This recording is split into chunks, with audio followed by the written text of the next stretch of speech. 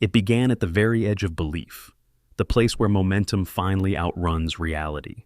Celles sat quietly in the Belgian countryside, a small village surrounded by rolling ground and narrow roads that curved through winter fields and low forests. In ordinary times, it was a place you passed through without thinking, a name on a signpost, a cluster of stone houses pressed close against the cold. But in the closing days of December 1944, Celles became something far larger than itself. It became the point where ambition stopped, where fuel ran out, where speed turned into stillness, where the German Ardennes offensive reached its furthest breadth and could go no farther.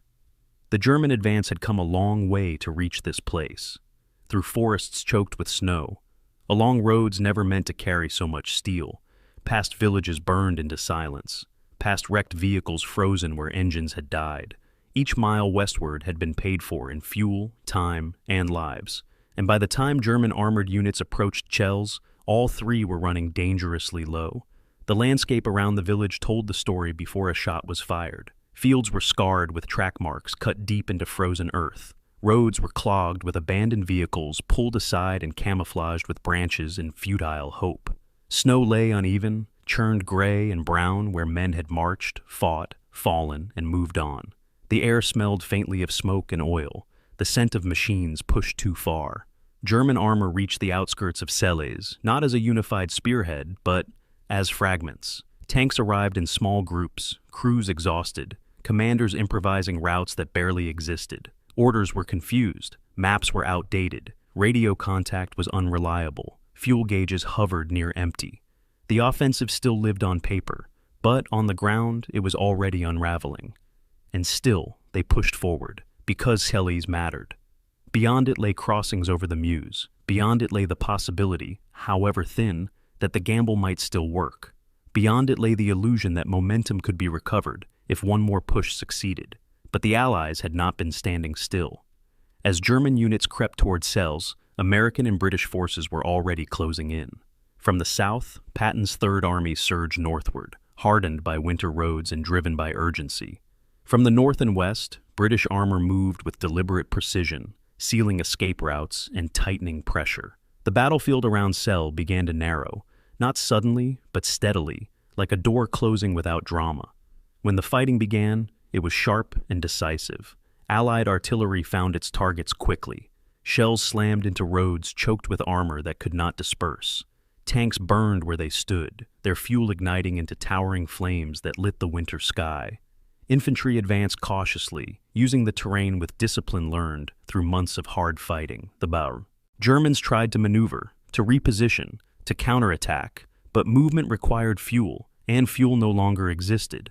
Every decision became heavier. Should tanks be held and fought as static guns? Should they be abandoned to save crews? Should a breakout be attempted under fire with no guarantee of success? The answers came too late. As Allied forces closed in, the Battle of Celles became a struggle defined not by sweeping maneuvers, but by containment. German units found themselves trapped in pockets of ground they could not leave. Roads leading east were cut. Villages once passed through quickly now became obstacles. The terrain that had hidden the advance now exposed the retreat. Snow fell again, softly, indifferently. It settled on burning wreckage, on frozen bodies, on abandoned equipment that would never move again. Inside Celles, civilians hid in basements as explosions shook stone walls overhead. The village absorbed the noise and fear without choice, becoming a final stage for a battle it never invited. Tanks fired from positions between houses. Infantry moved through gardens and courtyards. Smoke drifted through streets that had known peace only days before. For German forces, Celles marked the moment when hope became survival. For the Allies, it marked opportunity. British armor struck with coordination and patience. American units pressed forward relentlessly, cutting off escape routes and collapsing resistance piece by piece. The fighting was intense but brief, not because the Germans lacked will, but because they lacked options. The offensive had burned itself out, and Celles was where the flame finally went dark. When the battle ended, the silence felt different. It was not the silence of anticipation, it was the silence of conclusion. The German Ardennes offensive had reached its maximum extent and failed. What followed would be retreat, encirclement, and collapse across the Bulge. The war in the West had crossed a threshold from uncertainty to inevitability. And that shift could be traced directly to the frozen fields around this small Belgian village. Clever planning had not saved the offensive. Bravery had not saved it. Speed had not saved it. Reality had caught up. The Battle of Chenogne mattered because it was the end of illusion. It revealed that no matter how bold the plan, no matter how fierce the attack, momentum without supply cannot survive. It showed how modern war is decided not only by courage and firepower, but by logistics, timing, and restraint. Tonight, we return to that final push, to the roads that led nowhere, to the tanks that ran dry within sight of their goal, to the moment when westward movement finally stopped, to Celles, where the Ardennes offensive reached its furthest point, and the future turned against it. Before we continue deeper into this story, I want to ask you something quiet and personal. Where in the world are you listening from right now, and what hour has settled around you? Is it late and still, or does the night feel restless? And one final, gentle invitation for tonight. If these long journeys through the quiet turning points of history help you slow down, reflect, or find meaning in understanding how things truly end, consider subscribing and stay with these stories when the world grows quiet. December 24th, 1944. 3 o'clock in the morning. The Ardennes forest sleeps under fresh snow, silent except for the grinding of steel tracks on frozen earth. Major Ernst von Boom peers through the vision port of his Panther tank, watching moonlight dance across the gun barrel ahead of him. They have been driving for 8 days, straight through American lines, through burning villages, past abandoned equipment, and prisoners stumbling rearward. Now, in the darkness before Christmas morning, his reconnaissance battalion crosses the Ourthe River near Rochefort, water splashing against the hull, as the tank lurches up the opposite bank. Von Boom checks his fuel gauge by the dim red light of the instrument panel.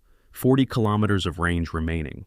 The Meuse River lies 15 kilometers ahead. This is the spearhead of Adolf Hitler's last great gamble in the West.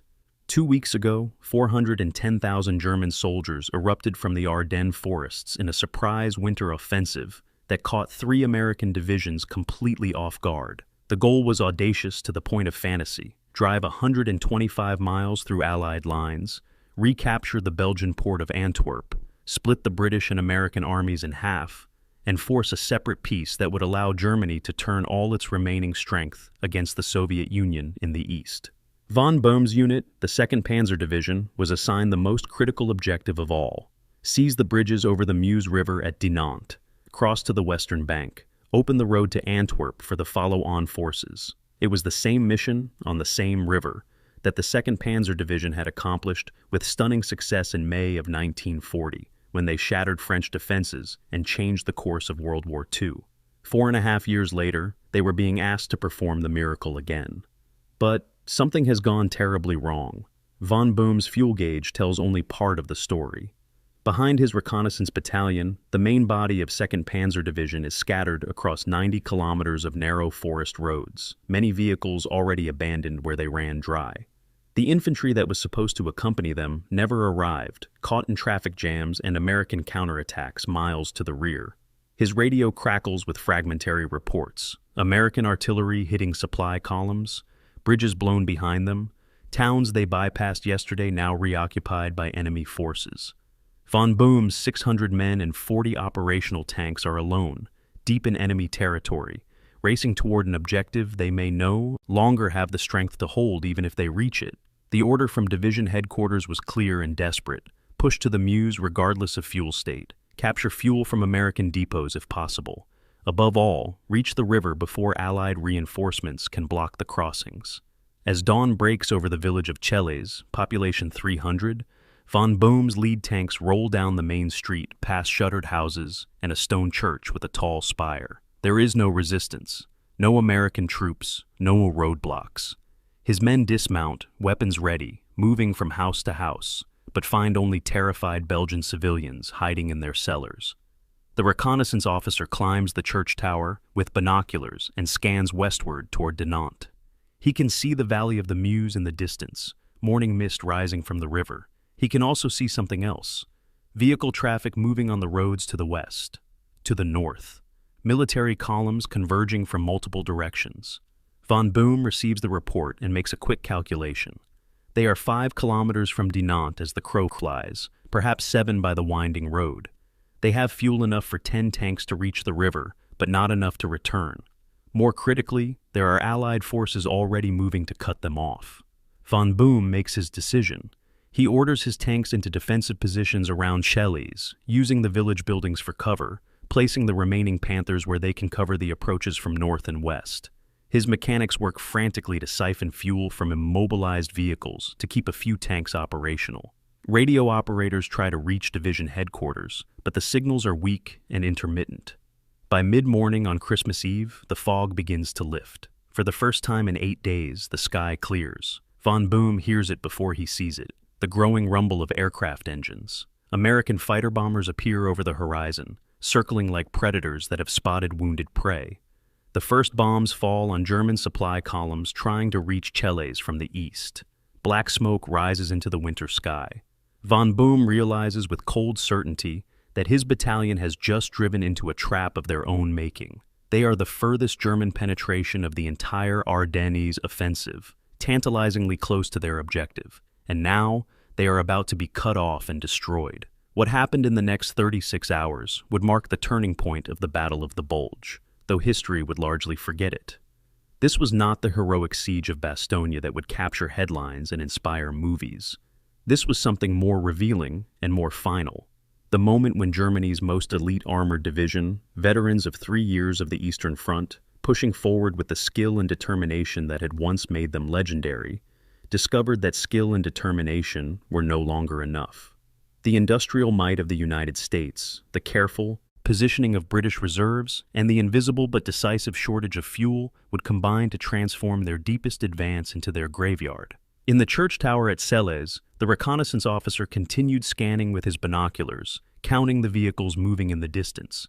British tanks, American trucks, artillery being emplaced on the ridgelines. He descended the ladder and reported to Von Boom. They were surrounded on 3 sides, with only a narrow corridor to the east still open, and that corridor was under artillery fire.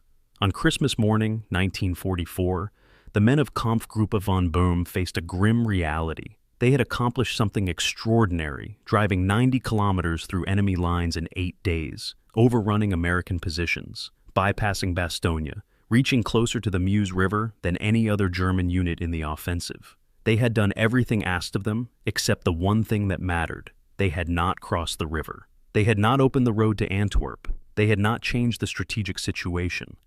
And now, as British and American forces closed in from 3 directions, they would pay the price for their success. The fuel gauge that Major von Boom had checked by red light 8 hours earlier now read empty. 40 kilometers of range had become 0. The tanks that had carried them through Belgium now sat immobile, transformed from weapons into steel coffins. Some crews would later claim they could see the Meuse River bridges from Celles church tower, though this was likely imagination or hope rather than reality. What they definitely could see was the end of Hitler's last offensive in the West. The story of how 2nd Panzer Division reached Celles and what happened when Allied forces arrived to destroy them reveals something fundamental about the final year of World War II in Europe. It was no longer a question of German tactical skill against Allied numbers. It was no longer a matter of superior German tanks against inferior American Shermans. It was a question of oil against empty tanks, of supply chains that worked against supply chains that didn't, of air forces that could fly against air forces grounded by lack of fuel. The Battle of Celles lasted 32 hours of intense combat between December 26th and 27th. When it ended, 82 German tanks and assault guns lay destroyed or captured in the fields around a small Belgian village. 450 German soldiers surrendered. Approximately 20 escaped on foot through the Allied cordon. The 2nd Panzer Division, which had begun the offensive with 88 tanks, ceased to exist as a combat-effective formation. The furthest point of the German advance became the point of their most complete tactical defeat. But on that Christmas Eve morning in 1944, as Major von Boom positioned his Panthers around Chelles and his men dug foxholes in frozen ground, the ending was not yet written. Radio messages still spoke of relief columns advancing from the east. Officers still studied maps, planning how they might resume the advance if fuel arrived. soldiers still believed that the same determination that had carried them 90 kilometers might carry them the final 5. They had no way of knowing that 60 kilometers to their west, British tank crews were loading ammunition and starting engines. They could not yet hear the rumble of American armor moving east from Havelange. They did not know that the weather clearing above them meant Allied fighter bombers could now hunt at will across the entire battlefield. For a few more hours, they could still imagine that the offensive might succeed. That imagination would die in the snow and fire of the next 2 days, taking with it Hitler's last hope of changing the course of the war. The ghost of what might have been would haunt the fields around Celle for decades to come, remembered not for what happened there, but for what came so close to happening and didn't. The village of Celle sits today as it did then, a small farming community of a few dozen buildings clustered around a church.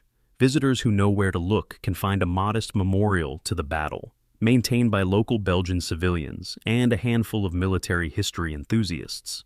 Most travelers pass through without noticing, unaware that this quiet crossroads once marked the high-water mark of Nazi Germany's final offensive in Western Europe. The tanks are long gone, hauled away for scrap metal in the years after the war. The foxholes have been plowed under, the shell craters filled and planted with crops. Only the church remains as it was, its tower offering the same view that the German reconnaissance officer had on Christmas morning. Rolling farmland, the road westward toward Dinant, and in the distance, if you know where to look, the valley of the Meuse River. 5 kilometers away, close enough to see, too far to reach. The distance that measured the difference between Hitler's fantasy and historical reality. December 11th, 1944. Deep beneath the forests of Western Germany, in a concrete bunker complex called Adlerhorst, the Eagle's Eyrie, Adolf Hitler stands before a large map of Belgium and Luxembourg.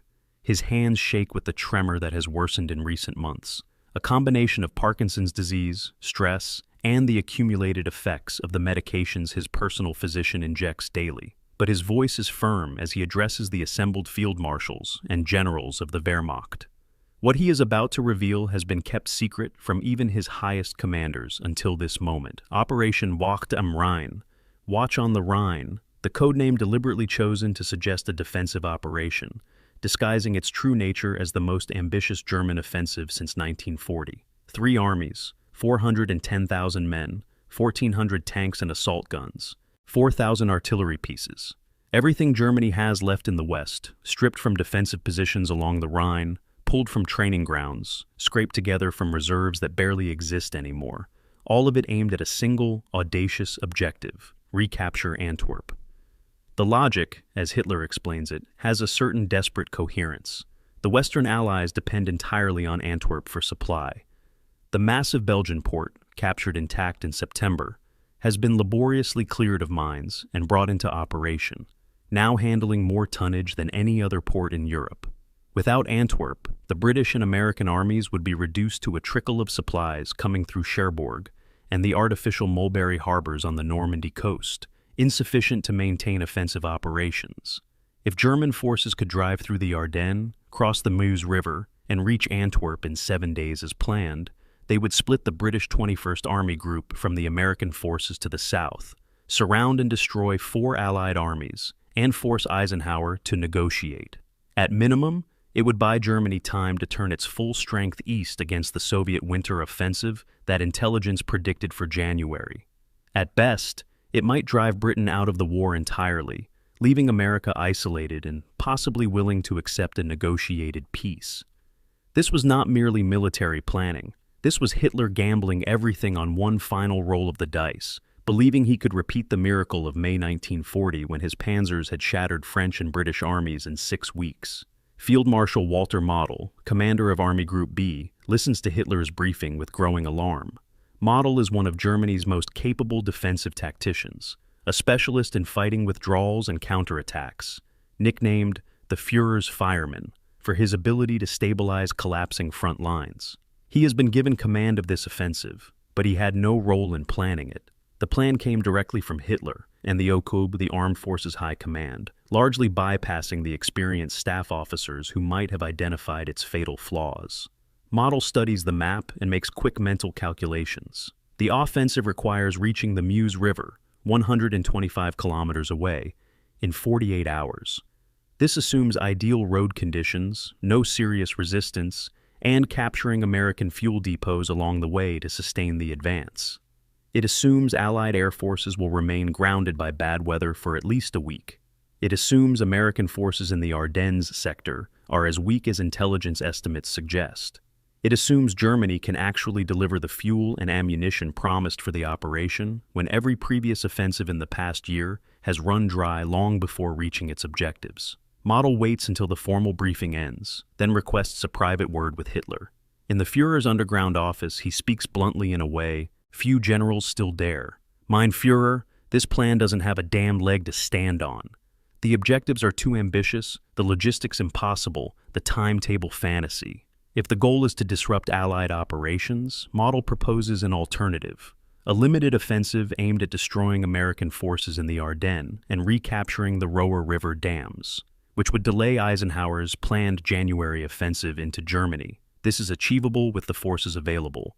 Reaching Antwerp is not.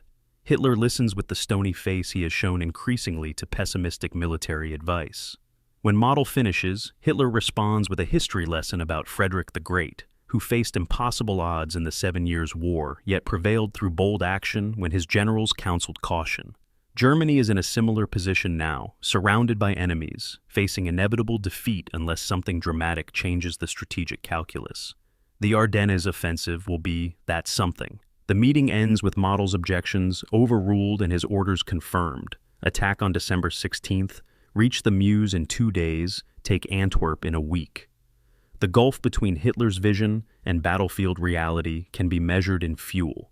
Germany's synthetic fuel production, built up over years to compensate for lack of natural oil fields, depended on massive industrial plants converting coal into gasoline. Allied strategic bombing had systematically destroyed these facilities throughout 1944. In May of that year, Germany produced 316,000 tons of fuel. By December, production had collapsed to 17,000 tons, a 95% reduction. The entire Wacht am Rhein operation required 15 million liters of fuel to reach its objectives. German logistics officers calculated they could actually deliver 4.5 million liters to forward positions before the offensive began, with perhaps another million liters following in the first week. If roads remained open and American interdiction was light, this meant the attack would begin with less than one-third the fuel needed to complete the mission. The solution, as presented to field commanders, was simple and absurd. Capture American fuel depots during the advance. Specifically, planners identified 3 large American supply points that, if seized intact, would provide enough gasoline to continue the offensive. This transformed Operation Wacht am Rhein from a military offensive into a fuel raid on a massive scale, where success depended on the enemy obligingly leaving full fuel dumps in the path of German spearheads. The tank commanders who would lead the advance understood the implications, even if Hitler chose to ignore them. The Panther tanks of 2nd Panzer Division consumed approximately 2 liters of fuel per kilometer under combat conditions, more if the terrain was difficult or the weather cold. Each Panther carried 700 liters in internal tanks, giving a theoretical range of 350 kilometers. In practice, allowing for combat maneuvering, mechanical problems, and keeping a reserve, the operational range was closer to 200 kilometers. The distance from the assembly areas east of the Aar River to Antwerp was 300 kilometers. Even under ideal conditions, with no combat and perfect roads, the Panthers would need to refuel at least once. Under combat conditions, racing through enemy territory on narrow forest roads in winter, they would need fuel every 60 to 80 kilometers. The mathematics were inescapable and damning. Without captured American fuel, the offensive would stall somewhere short of the Meuse River, perhaps within sight of the bridges it needed to cross. With captured fuel but any significant delays, it would stall before reaching Antwerp. Only with captured fuel, minimal resistance, and speed matching the 1940 Blitzkrieg could it possibly succeed. Yet despite these obvious problems, there was reason to believe the offensive might achieve surprise and initial success. American intelligence had indeed failed to detect the German buildup. The Ardennes sector was held by 4 under-strength divisions spread across 88 miles of front, some recovering from earlier battles, others fresh from the United States and untested in combat. Allied commanders considered the Ardennes as unsuitable for major operations, too forested and hilly for armor, too difficult for supply. This was precisely the calculation the French had made in 1940, when German panzers proved them catastrophically wrong by driving through the Ardennes in 3 days. Now, 4 years later, history seemed positioned to repeat itself. At Eisenhower's headquarters in Versailles, December 15th saw senior officers attending a wedding party, celebrating a British-American union that seemed to symbolize the Allied coalition's strength. Intelligence assessments that week concluded that Germany no longer possessed the capability for major offensive operations. The Luftwaffe was broken, German industry was shattered by bombing, the Eastern Front was consuming Germany's last reserves. The greatest danger seemed to be that Germany would collapse entirely before spring, requiring rapid Allied advances to prevent chaos. The tension between these two realities, German desperation versus Allied confidence, created the conditions for Hitler's gamble. At 0530 on December 16, 1944, 2,000 German artillery pieces opened fire along an 80-mile front in the Ardennes. American positions disappeared under a storm of high explosive and screaming rocket artillery. 90 minutes later, 3 German armies attacked through the morning darkness and fog. The 6th Panzer Army in the north aimed at Liège and the Meuse crossings north of Huy. The 5th Panzer Army in the center, tasked with capturing Bastogne and driving northwest to Brussels and Antwerp. The 7th Army in the south, protecting the flank against counterattack from Patton's 3rd Army. Among the 5th Panzer Army's spearhead formations was 2nd Panzer Division, assigned the most direct route to the Meuse River crossings at Dinant. They were given 3 days to reach the river, then push west to Antwerp. Their fuel allocation would last perhaps 60 kilometers. Everything beyond that depended on capturing American supplies or receiving resupply through traffic-choked roads that would be under air attack the moment the weather cleared. The initial results were stunning. American positions collapsed in confusion. The German advance achieved complete tactical surprise. Radio intercepts captured frantic calls from American units reporting breakthrough and requesting instructions. Within 24 hours, German forces had penetrated 6 to 12 kilometers on a broad front, further in some sectors. At Hitler's headquarters, the reports generated guarded optimism. Perhaps the gamble would work. Perhaps the Americans were as brittle as intelligence had suggested. Perhaps captured fuel would indeed materialize. Perhaps the bad weather would hold long enough to reach the Meuse before Allied air power could intervene. But already, even in the first day, signs of trouble appeared. American engineers were blowing bridges that German plans assumed would be captured intact. Traffic jams developed on the narrow roads as thousands of vehicles tried to funnel through a few passable routes. Small American units, surrounded and cut off, kept fighting from crossroads and villages, blocking roads and forcing German columns to deploy and fight rather than simply advance. The infantry divisions that were supposed to follow the panzers and clear these pockets fell farther and farther behind, caught in the same traffic jams and subjected to increasing American artillery fire. By December 18th, 72 hours into the offensive, the situation looked very different from the map at Adlerhorst than it did from the tank commanders at the front. On Hitler's map, red arrows showed German penetrations 20 to 40 kilometers deep, threatening positions, objectives within reach. On the ground, those red arrows represented exhausted men, tanks running on fumes, supply columns trapped in traffic jams stretching back to the German border.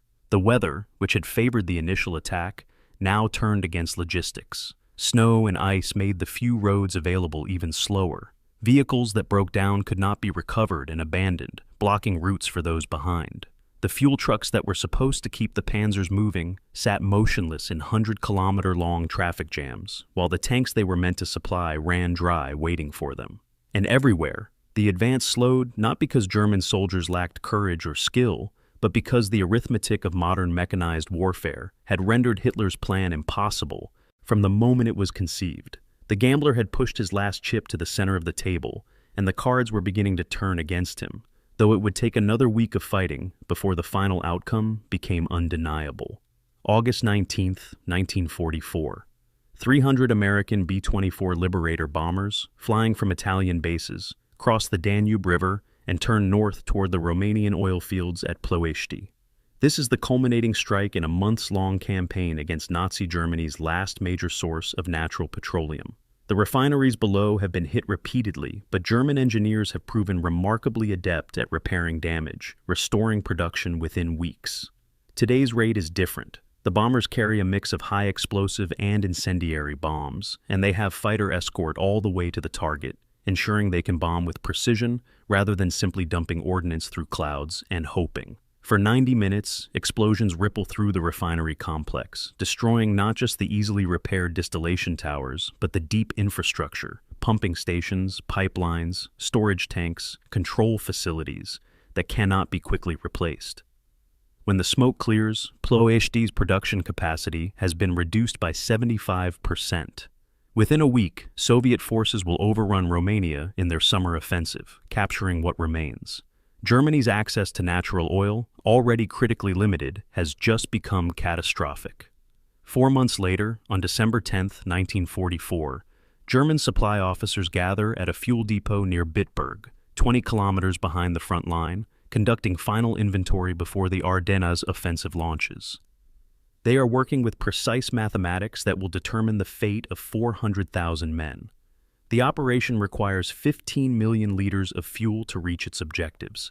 Actual fuel delivered to forward depots: 4.5 million liters.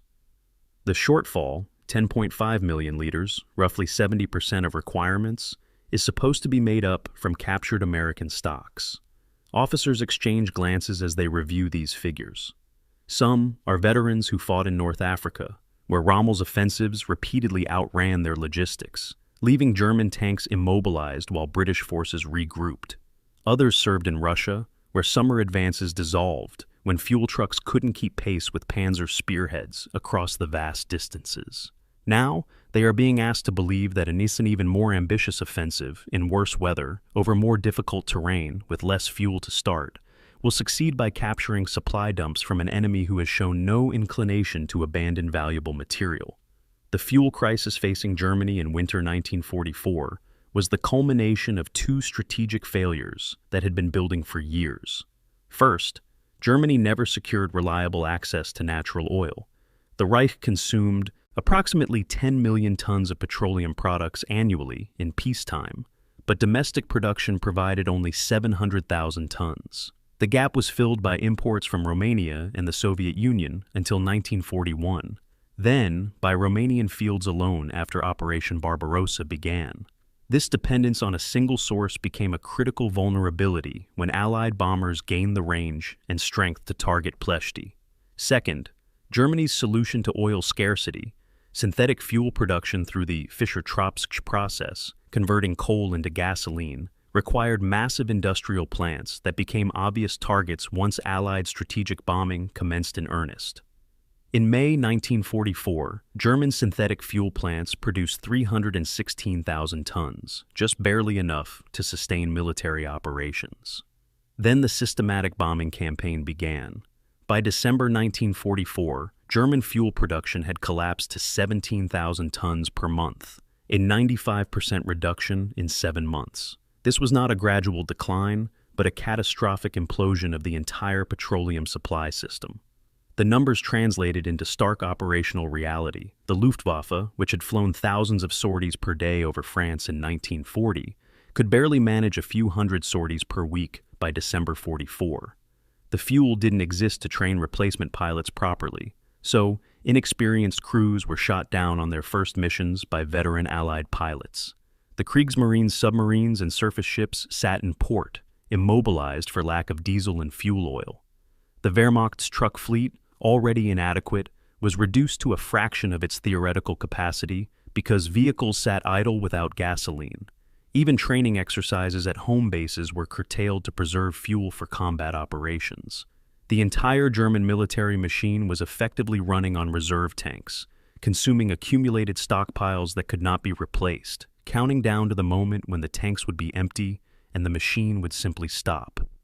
The Panther tank, Germany's most effective armored vehicle in the Ardennes offensive, illustrated the problem in miniature. Each Panther carried 700 liters of fuel in internal tanks. Under ideal conditions, cruising on good roads without combat, this provided a range of perhaps 200 kilometers. Under combat conditions, the range dropped dramatically. Maneuvering consumed more fuel than straight-line movement. Cold weather reduced engine efficiency. Transmissions that were already prone to mechanical problems under the best circumstances became even less reliable in winter, causing higher fuel consumption. Worst of all, the Panther's powerful Maybach engine, designed for high performance, was profoundly thirsty. At cruising speed, it consumed approximately 1.4 liters per kilometer. During combat, with frequent acceleration, deceleration, and maneuvering, consumption spiked to 2 liters per kilometer or more. A Panther company conducting a rapid advance might find its tanks on reserve fuel after only 60 kilometers, desperately needing refuel before they could continue. 2nd Panzer Division, preparing for the offensive, received an allocation of 250 cubic meters of fuel, 250,000 liters for its entire vehicle fleet of approximately 1,200 vehicles, including tanks, half-tracks, trucks, and support vehicles. Division planners calculated this would allow 1.5 complete refuelings, meaning tanks would start with full internal tanks, plus 1 additional complete refill available from division fuel trucks. After that, they would need to either capture American fuel or wait for resupply from Army-level fuel convoys. The distance from 2nd Panzer's assembly area to the Meuse River at Dinant was approximately 90 kilometers as the crow flies, perhaps 120 kilometers by the actual roads available through the Ardennes forests. Then another 60 kilometers from Dinant to Brussels, and 80 more kilometers to Antwerp. Total distance to final objective, 260 kilometers minimum. Fuel available, enough for perhaps 140 kilometers under combat conditions. The arithmetic was not complicated. 2nd Panzer Division could not reach its objective without capturing American fuel. The question was whether they could reach American fuel before their own tanks ran dry. The American fuel situation provided devastating contrast. While Germany was producing 17,000 tons of fuel per month and scraping together million-liter reserves for the Ardennes offensive, the United States was producing 600,000 tons per month and shipping it to Europe in tankers that German submarines could no longer threaten effectively. American supply depots in Belgium held millions of liters, more than enough, to sustain current operations with large reserves. The challenge for American logistics was not scarcity, but distribution, getting fuel from ports to forward units fast enough to support Eisenhower's planned January offensive into Germany. Consequently, large fuel dumps sat at intermediate points throughout Belgium, positioned for future operations, relatively lightly guarded because the front line was still miles to the east. German intelligence had identified 3 particularly large dumps that, if captured, would provide approximately 4 million liters of gasoline and diesel. This became the basis for the Ardennes offensive logistics plan. Start with 4.5 million liters, capture 4 million more from the Americans within the first 3 days, and use that total of 8.5 million to continue the advance while waiting for German supply columns to catch up. The plan's fundamental flaw was assuming the Americans would cooperate. On December 18, 1944, Kampfgruppe Piper, the lead battle group of 1st S Panzer Division, captured an American fuel depot at Bullingen with 90,000 gallons, roughly 340,000 liters, intact. It was the kind of windfall the offensive logistics plan anticipated. Piper's tanks, which had been running low after 2 days of combat, were refilled. But that fuel lasted only 1 day of fighting, and Piper never found another major fuel dump. American engineers were destroying or evacuating fuel stocks faster than German forces could reach them. By December 21st, Piper's Kampfgruppe was itself running dry near L'Église, tanks immobilized, surrounded by American forces. Piper would eventually abandon all his vehicles and escape on foot with 800 men.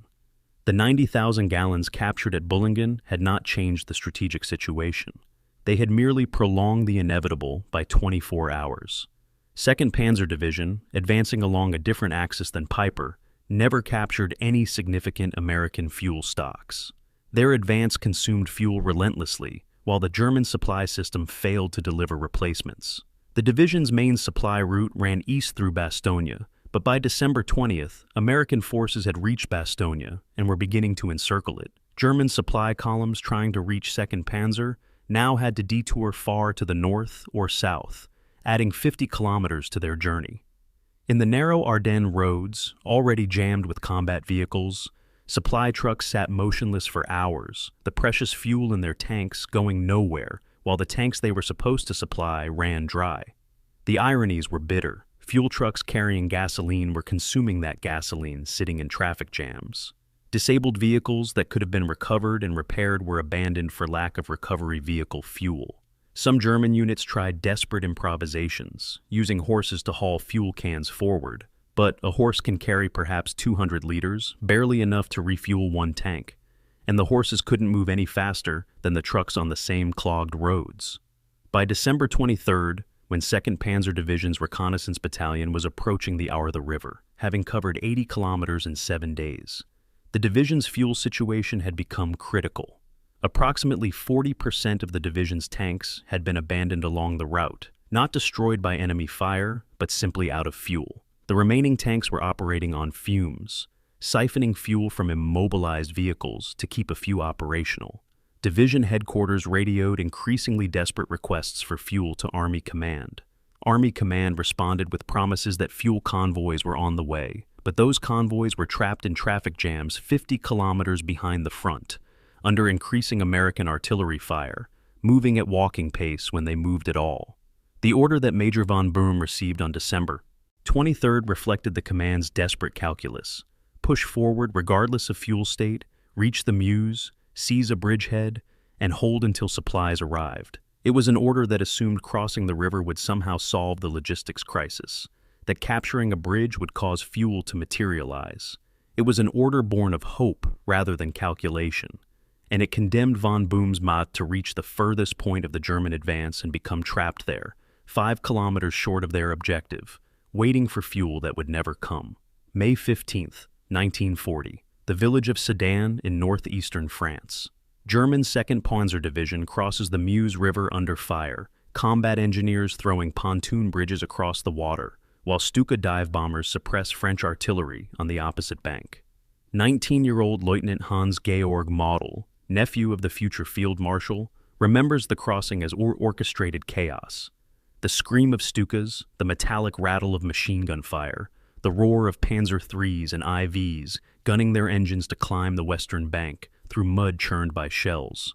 French resistance collapses after 6 hours of sustained assault. By nightfall, 2nd Panzer Division is across the Meuse and driving west. The breakthrough that will shatter France's defensive plans and change the course of World War II. 4 years and 7 months later, 2nd Panzer Division would be asked to perform the same miracle on the same river, and the men who survived both campaigns would understand the bitter difference between possibility and impossibility. The division that prepared for the Ardennes offensive in December 1944 bore the same designation as the one that crossed the Meuse in May 1940, but it was a fundamentally different organization. The original division, formed in 1935 from Prussian military traditions and professional soldiers, had been rebuilt 3 times after catastrophic casualties on the Eastern Front. The division that fought at Stalingrad in winter 1942 and 43 suffered 92% casualties. The rebuilt division was shattered again during Operation Citadel at Kursk in summer 1943, losing 2/3 of its armor in a week of desperate tank battles. Rebuilt again, it was gutted in the fighting withdrawals across Ukraine and Byelorussia in 1944. Each rebuilding diluted the division's experience and cohesion. Veterans who knew armored warfare doctrine were replaced by infantry transfers who had never crewed a tank. Panzer aces with years of combat experience were replaced by 18-year-olds with 6 weeks of training. By December 1944, 2nd Panzer Division retained its elite designation and institutional pride, but it was no longer the finely tuned instrument that had crossed the Meuse in 1940. The division's commander, Oberst Meinrad von Lauchert, received his new command in October 1944, while the division was being reconstituted in Westphalia. Von Lauchert was 34 years old, young for command of an armored division, a veteran of the Eastern Front who had earned the Knight's Cross for a successful counterattack during the Soviet summer offensive. He arrived at division headquarters expecting to find the elite formation he had heard about in staff briefings. Instead, he found 12,000 men, approximately 70% of authorized strength, many of them recent replacements or transfers from other units. The vehicle park contained 88 tanks, less than half the division's authorized strength and one-fourth what the division had fielded in France in 1940. Yet, von Lauchert also recognized that this tank fleet, though smaller, represented a qualitative improvement over anything the division had possessed in the earlier war. The 88 tanks included 27 Panthers, Germany's most effective medium tank, and 3 Tiger IIs, the massive 70-ton behemoths mounting an 88mm gun that could destroy any Allied tank at ranges exceeding 2,000 meters. The remaining 58 Panzer IVs, though increasingly obsolescent, were still effective when properly employed. Von Lauchert spent 6 weeks preparing the division for offensive operations, knowing that elite reputation alone would not compensate for lack of training and experience. Tank crews drilled in formation maneuvers, gunnery, and the rapid advances that armored warfare required. Infantry battalions practiced the close coordination with armor that was essential for success but difficult to achieve with units that had never worked together. Supply officers calculated fuel and ammunition requirements with painful precision, understanding that the margin for error was zero. Von Lauchert emphasized speed above all else. In modern mobile warfare, speed was defense. A rapidly moving target was harder to hit than a stationary one. A fast advance disrupted enemy planning and prevented reinforcement. Speed could compensate for inferior numbers and resources, but only if every element of the division executed its role flawlessly. The final briefing before the offensive, delivered to battalion and company commanders in a requisitioned factory hall, emphasized this point repeatedly. They would advance fast, bypass resistance when possible, and drive toward the Meuse regardless of what happened on their flanks. Success depended on maintaining momentum. Stopping to fight would be defeat even if they won the local engagement. The division's sector assignment reflected its elite status and the High Command's confidence in von Lauchert's capabilities. 2nd Panzer Division would attack as part of 5th Panzer Army's 17th Panzer Corps, assigned the most direct route to the Meuse River crossings at Dinant. The initial breakthrough would be accomplished by Panzer Lehr Division attacking south of Bastogne, opening a corridor through American lines. 2nd Panzer would then exploit through that corridor, bypassing Bastogne to the north, and race west toward Dinant. The distance was 90 kilometers to be covered in 48 hours if the offensive timetable was to be maintained. Once across the Meuse, 2nd Panzer would turn northwest toward Brussels and Antwerp, joined by follow-on divisions that would exploit the breakthrough. On paper, the plan was elegant. In practice, it depended on a dozen assumptions that all needed to be correct simultaneously. American resistance would be weak, roads would be passable, fuel would be available, weather would ground Allied aircraft, bridges would be captured intact, traffic would flow smoothly. If any assumption proved wrong, the entire operation would slow or stall. The tank commanders who would lead the advance understood they were being asked to recreate 1940 with far inferior resources. In May 1940, 2nd Panzer Division had fielded 218 tanks and assault guns, supported by motorized infantry, artillery, and air support that dominated the battlefield. They had faced French forces that, though numerically superior, were dispersed along the entire front and committed to a defensive doctrine that made them slow to react. The breakthrough succeeded because German tactical doctrine, concentrate force at a single point, achieve breakthrough, exploit rapidly before the enemy can respond, proved superior to French assumptions about gradual defensive battles. In December 1944, 2nd Panzer had 88 tanks facing American forces that, though spread thin in the Ardennes, could call on massive reserves positioned throughout Belgium and France. The Americans possessed total air superiority if the weather cleared, artillery superiority in every engagement, and a logistics system that could move entire divisions hundreds of kilometers in days. What 2nd Panzer retained was tactical expertise, the ability to move fast and hit hard, and the desperate motivation of men who knew they were fighting not just for military objectives, but for the survival of their homeland. The men of 2nd Panzer Division represented a cross-section of Germany in the war's final year. Some were veterans of the Eastern Front, survivors of campaigns in Russia where entire divisions had been destroyed and reformed. These men knew what modern industrialized warfare looked like at its most terrible. They had faced Soviet tanks attacks where hundreds of T-34s came forward in waves, accepting 50% casualties to break through German lines. They had seen entire German armies encircled and annihilated because logistics collapsed and mobility died. They approached the Ardennes offensive with a kind of fatalistic professionalism, knowing their skills might buy temporary advantage, but couldn't change the strategic trajectory.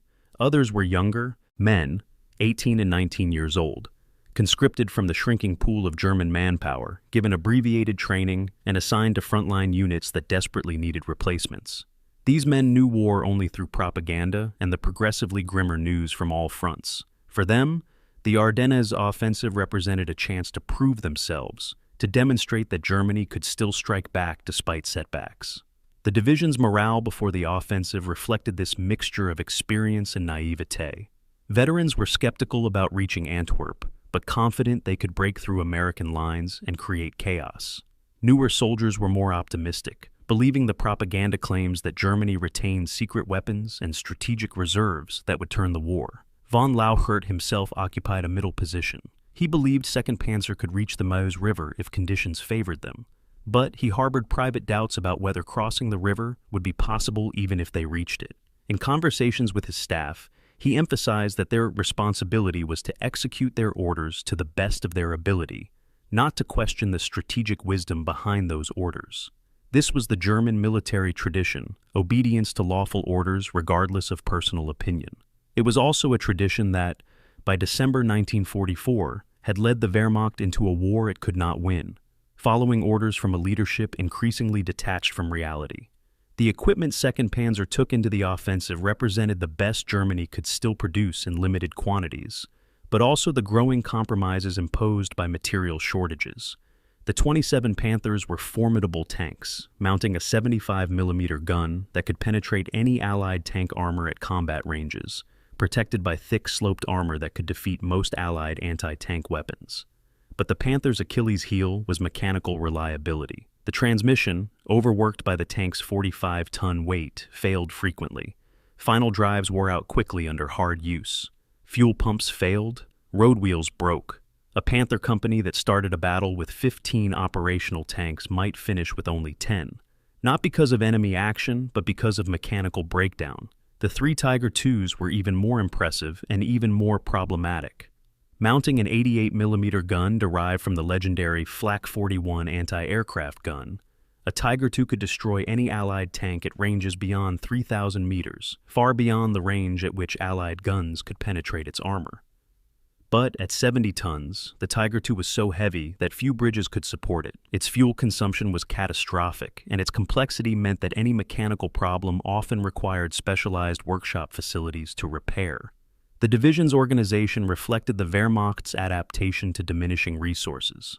Instead of the 3 tank catégories, battalions and 4 motorized infantry battalions of the 1940 division, the December 1944 division had 2 tank battalions and 3 infantry battalions, all under strength.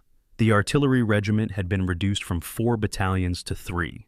The anti-aircraft battalion, once equipped with the excellent 88mm dual-purpose guns, now fielded a mixture of weapons, including captured Soviet and French pieces, used because German production couldn't meet demand.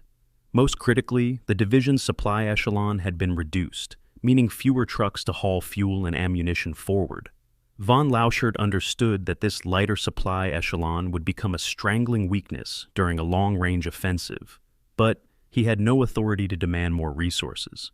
Every German division in the West was short of everything: fuel, ammunition, vehicles, spare parts, trained personnel. 2nd Panzer Division received priority allocation of resources for the offensive, but priority meant they were less short than other units, not that they had everything they needed. On the night of December 15, 1944, the division moved into its attack positions east of the Aar River. Crews performed final maintenance on their vehicles, loading ammunition, checking fuel levels, running engines to ensure they would start in the morning cold. Von Lauchert issued final orders to his commanders: advance fast, bypass resistance when possible, reach the Meuse in 2 days, cross the river regardless of opposition. The officers acknowledged their orders, knowing they would lead men who believed in them into an offensive that had only a marginal chance of success. In 4.5 years of war, 2nd Panzer Division had achieved extraordinary victories and suffered catastrophic defeats. Now, it would attempt to recreate its greatest triumph under conditions that made success impossible. The men checking their tanks in the darkness had no way of knowing they were about to drive into history as the spear point of Germany's last offensive, reaching the furthest point of advance before being destroyed in a snow-covered Belgian village whose name most had never heard. Their confidence, earned through genuine skill and hard experience, would prove insufficient against the arithmetic of modern war. But on that final night before the offensive began, confidence was all they had, and they carried it forward into the dark Ardennes forests, as they had been trained to do. December 10th, 1944. The village of Hosingen in the Luxembourg Ardennes is 8 kilometers from the German border. Lieutenant Paul Gundlach, commander of Company K, 3rd Battalion, 110th Infantry Regiment, 28th Infantry Division, stands in the main street watching his men unload supplies from trucks. The regiment is spread thin across 25 kilometers of front line, roughly triple the normal defensive deployment. Gundlach's own company holds a sector that would normally require a full battalion. His men occupy a series of fortified positions in villages and farmhouses, with gaps of hundreds of meters between strong points, gaps covered only by patrols and hoping the Germans don't find the weak spots. The sector has been quiet for 6 weeks, earning the nickname Ghost Front from soldiers who rotate here to rest after intense combat in places like Hürtgen Forest or Metz. Gundlach knows his men appreciate the relative peace, but he also knows that quiet fronts don't stay quiet forever. German positions visible on the wooded ridges across the Our River show occasional activity. Lights at night, the sound of vehicles moving. Standard defensive behavior, or something more. The American 8th Corps, commanded by Major General Troy Middleton from headquarters in Bastogne, held responsibility for the entire Ardennes sector in December 1944. It was simultaneously the quietest and the most vulnerable section of the Allied line in Western Europe. The quiet came from strategic calculation. Senior Allied commanders considered the Ardennes unsuitable for major operations. The terrain was heavily forested, hilly, cut by numerous rivers and streams, with a road network inadequate for large-scale military movement. The same factors that made the Ardennes an unlikely avenue of advance made it ideal for defensive economy, holding the sector with minimal forces while concentrating strength elsewhere for offensive operations. The vulnerability came from taking this logic to an extreme. 8 corps defended an 88-mile front with 4 divisions, giving each division 22 miles on average. Standard U.S. Army doctrine called for 1 division per 5 to 7 miles of front in defensive terrain, meaning 8 corps needed at least 12 divisions for the sector it held. This was not ignorance or negligence. This was deliberate risk, accepting vulnerability in one sector to achieve strength elsewhere. The 4 divisions holding the Ardennes represented either inexperience or exhaustion, units placed in quiet sectors for specific reasons. The 106th Infantry Division had arrived from the United States in early December, fresh troops experiencing their first combat assignment. They occupied positions on the Schnee-Eifel Ridge that were actually east of the Our River, a bulge in the American line left over from the initial advance in September. The division had been in the line exactly 5 days when the German offensive began. The 28th Infantry Division, Gundlach's unit, was rebuilding after losing approximately 6,000 men in the Hürtgen Forest during November 1944. That battle, an attempt to capture the Roer River dams and break through the German West Wall, had been a meat grinder consuming entire regiments in dense forest fighting, where visibility was measured in meters and every advance required assaulting German bunkers in prepared defenses. The 28th Division that held the Ardennes in December was reconstituted with replacement troops, many of whom had never seen combat. The 4th Infantry Division and the 9th Armored Division completed 8 corps' order of battle, both under strength, both positioned in the Ardennes for rest and refitting after earlier operations. Behind this thin American line, 60 kilometers to the west near Ciney, Belgium, the British 29th Armored Brigade occupied positions as Supreme Headquarters Allied Expeditionary Force Reserve. The brigade, part of British X-Corps under Lieutenant General Brian Horrocks, had fought through Operation Market Garden in September, the ambitious but failed attempt to seize bridges across the Rhine in Holland. In December, the brigade was refitting, integrating replacement tanks and crews, and expecting Christmas passes for soldiers who had been in continuous combat since D-Day. The Sherman and Cromwell tanks sat in maintenance parks, or lager positions, crews performing routine maintenance, no expectation of imminent combat. The brigade's positioning reflected Field Marshal Bernard Montgomery's careful defensive arrangements. Montgomery, commanding British 21st Army Group in the northern sector of the Allied line, had argued since September for a concentrated single thrust into Germany rather than Eisenhower's broad front strategy. When overruled, Montgomery positioned his reserves to protect the Meuse River crossings, the natural defensive barrier between the Ardennes and Brussels.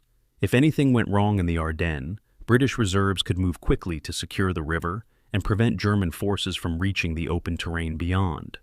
The intelligence failure that allowed the German buildup to proceed undetected was comprehensive and multi-layered.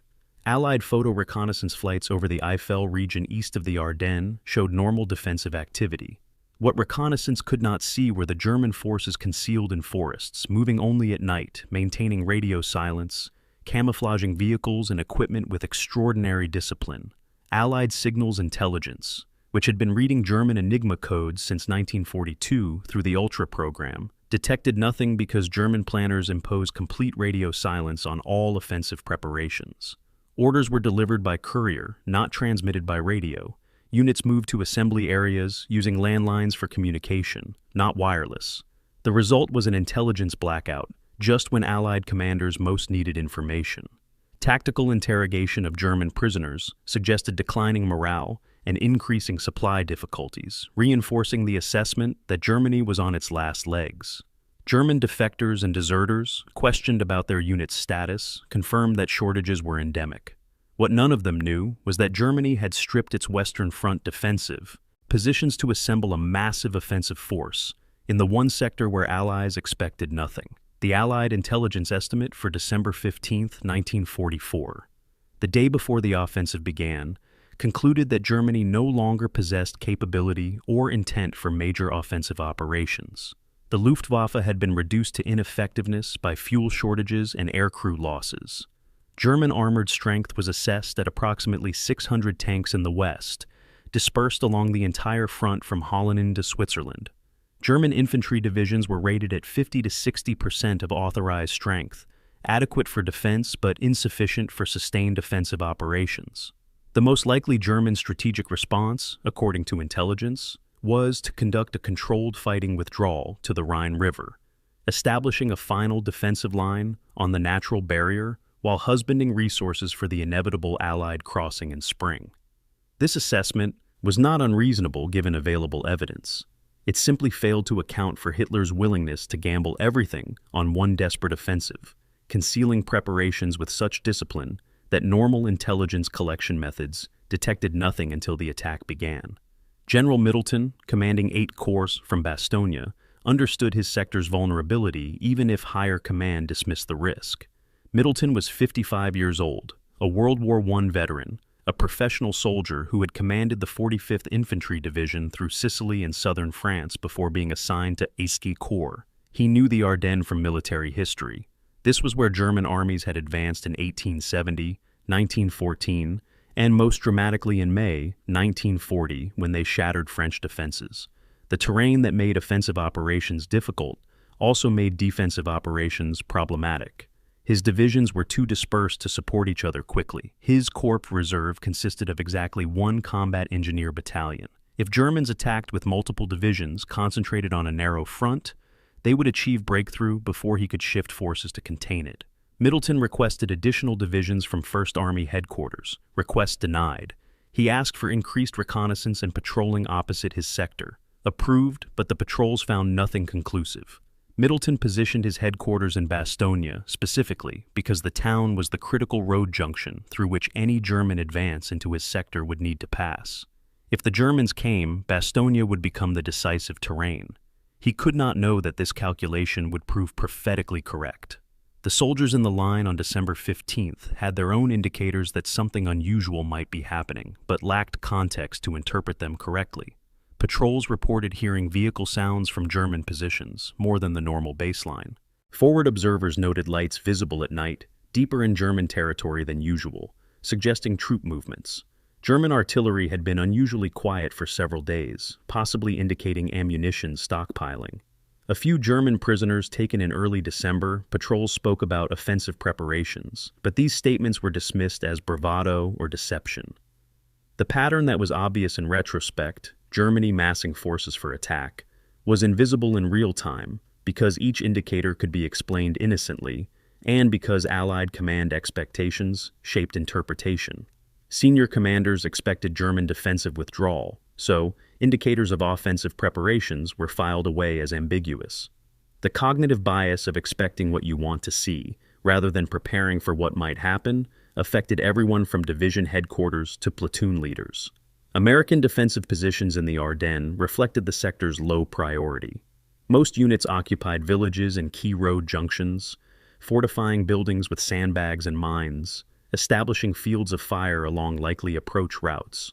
Between these strong points, the line was held by outposts and patrols, small groups of soldiers and foxholes watching no man's land, connected to their company headquarters by field telephone. This defense in depth was adequate against probing attacks or infiltration, but it was not designed to stop massed armor supported by artillery preparation. The 28th Infantry Division's 110th Regiment, holding 25 kilometers of front, had exactly 9 rifle companies in the line, each company responsible for sectors of 2 to 3 kilometers.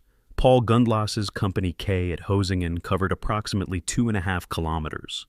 His 190 men occupied positions in the village and 2 hilltop outposts.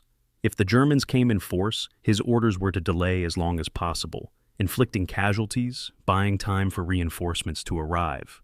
No one expected he would need to execute those orders. The quiet front was expected to stay quiet.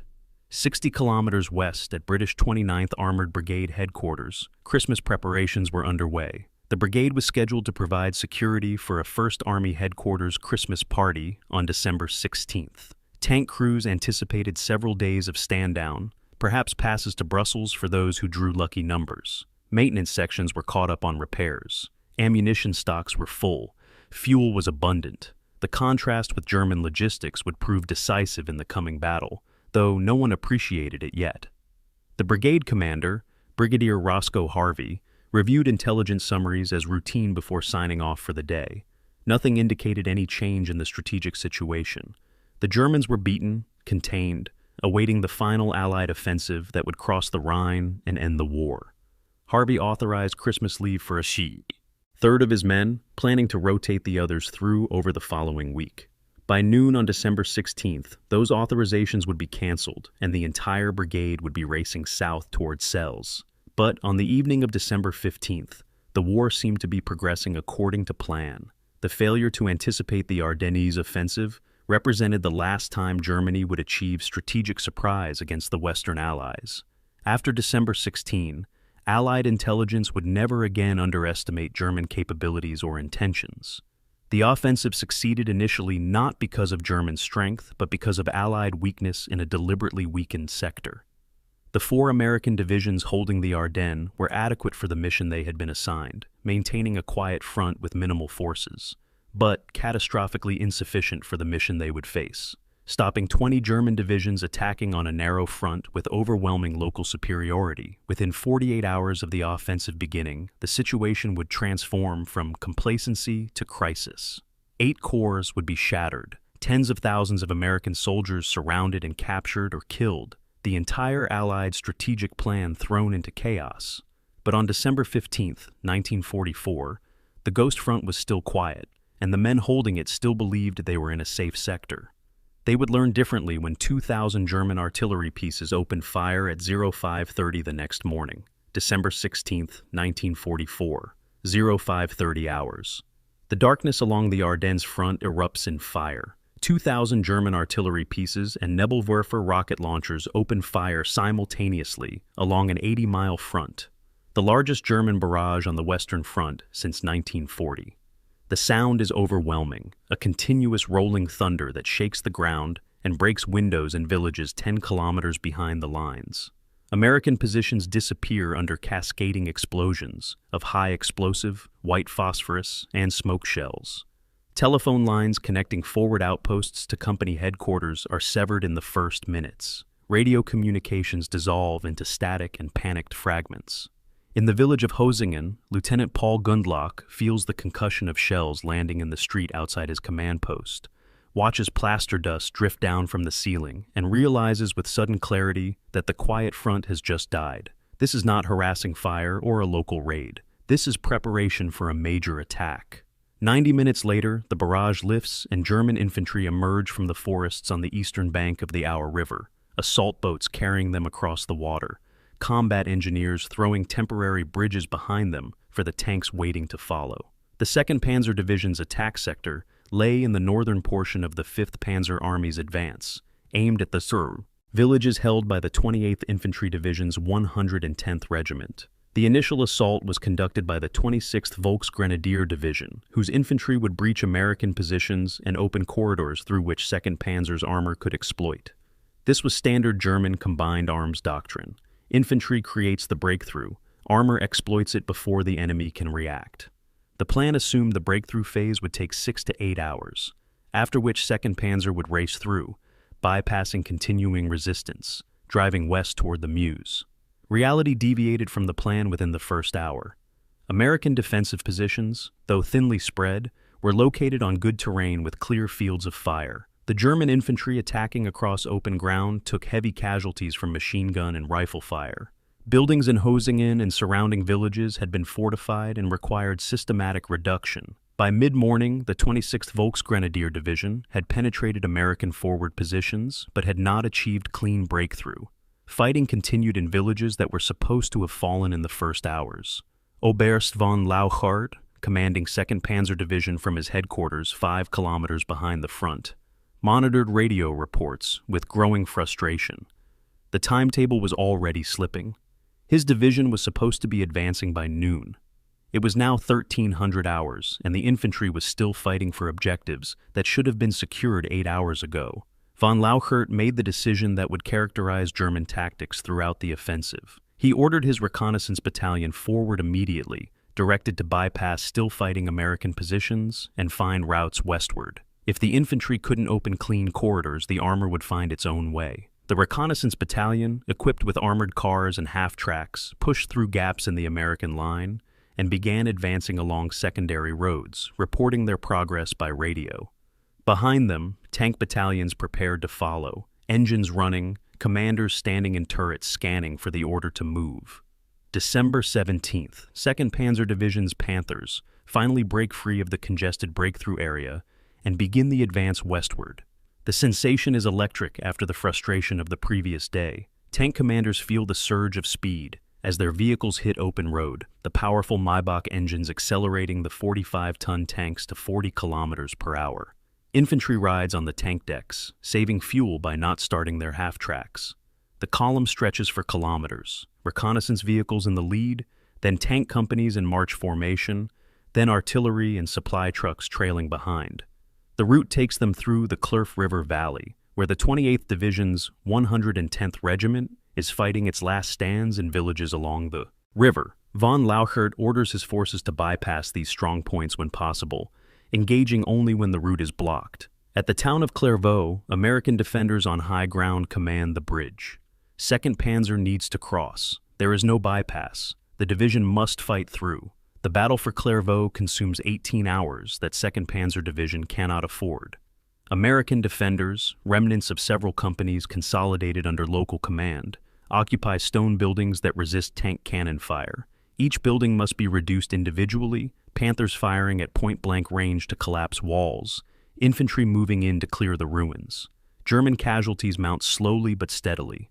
More critically, time evaporates. The offensive timetable required 2nd Panzer to be 40 kilometers beyond Clairvaux by December 17th evening. Instead, they are still fighting for the town. Fuel consumption is worse than calculated. Stop-and-start combat maneuvering burns gasoline faster than steady cruising. Ammunition expenditure is high. Each building requires dozens of main gun rounds and hundreds of machine gun rounds to suppress. And behind the fighting vehicles, the critical supply columns are trapped in traffic jams, stretching back to the German border, fuel trucks carrying the gasoline. 2nd Panzer desperately needs sit immobile on roads clogged with vehicles from multiple divisions, unable to move forward or back. December 19th. 2nd Panzer Division's advance resumes after securing Clairvaux at terrible cost. The division has lost 12 tanks destroyed and 800 men killed or wounded in 3 days of fighting. More significantly, they have lost time. 72 hours into the offensive, they are only 30 kilometers from their start line, roughly 1/3 of the distance to the Meuse River. The timetable that called for crossing the Meuse on December 20th is now impossible. Von Lauchert receives updated orders from Corps headquarters: bypass Bastogne to the north, continue west, reach the Meuse as quickly as possible, regardless of schedule. The relief in the order is that higher command has accepted reality. The original timetable is dead.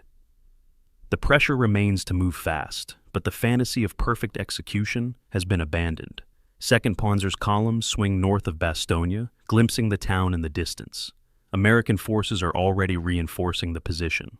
Von Lauchert makes the correct tactical decision to avoid getting drawn into urban combat for a crossroads. His orders tell him to bypass. The advance from December 19th through December 22nd becomes a race against 3 invisible enemies: fuel, time, and isolation. Fuel because every kilometer consumes gasoline that is not being replaced. The supply columns are still trapped far behind, under increasing American artillery fire. Time because Allied forces are reacting, moving reserves toward the breakthrough, preparing defenses at the Meuse River crossings.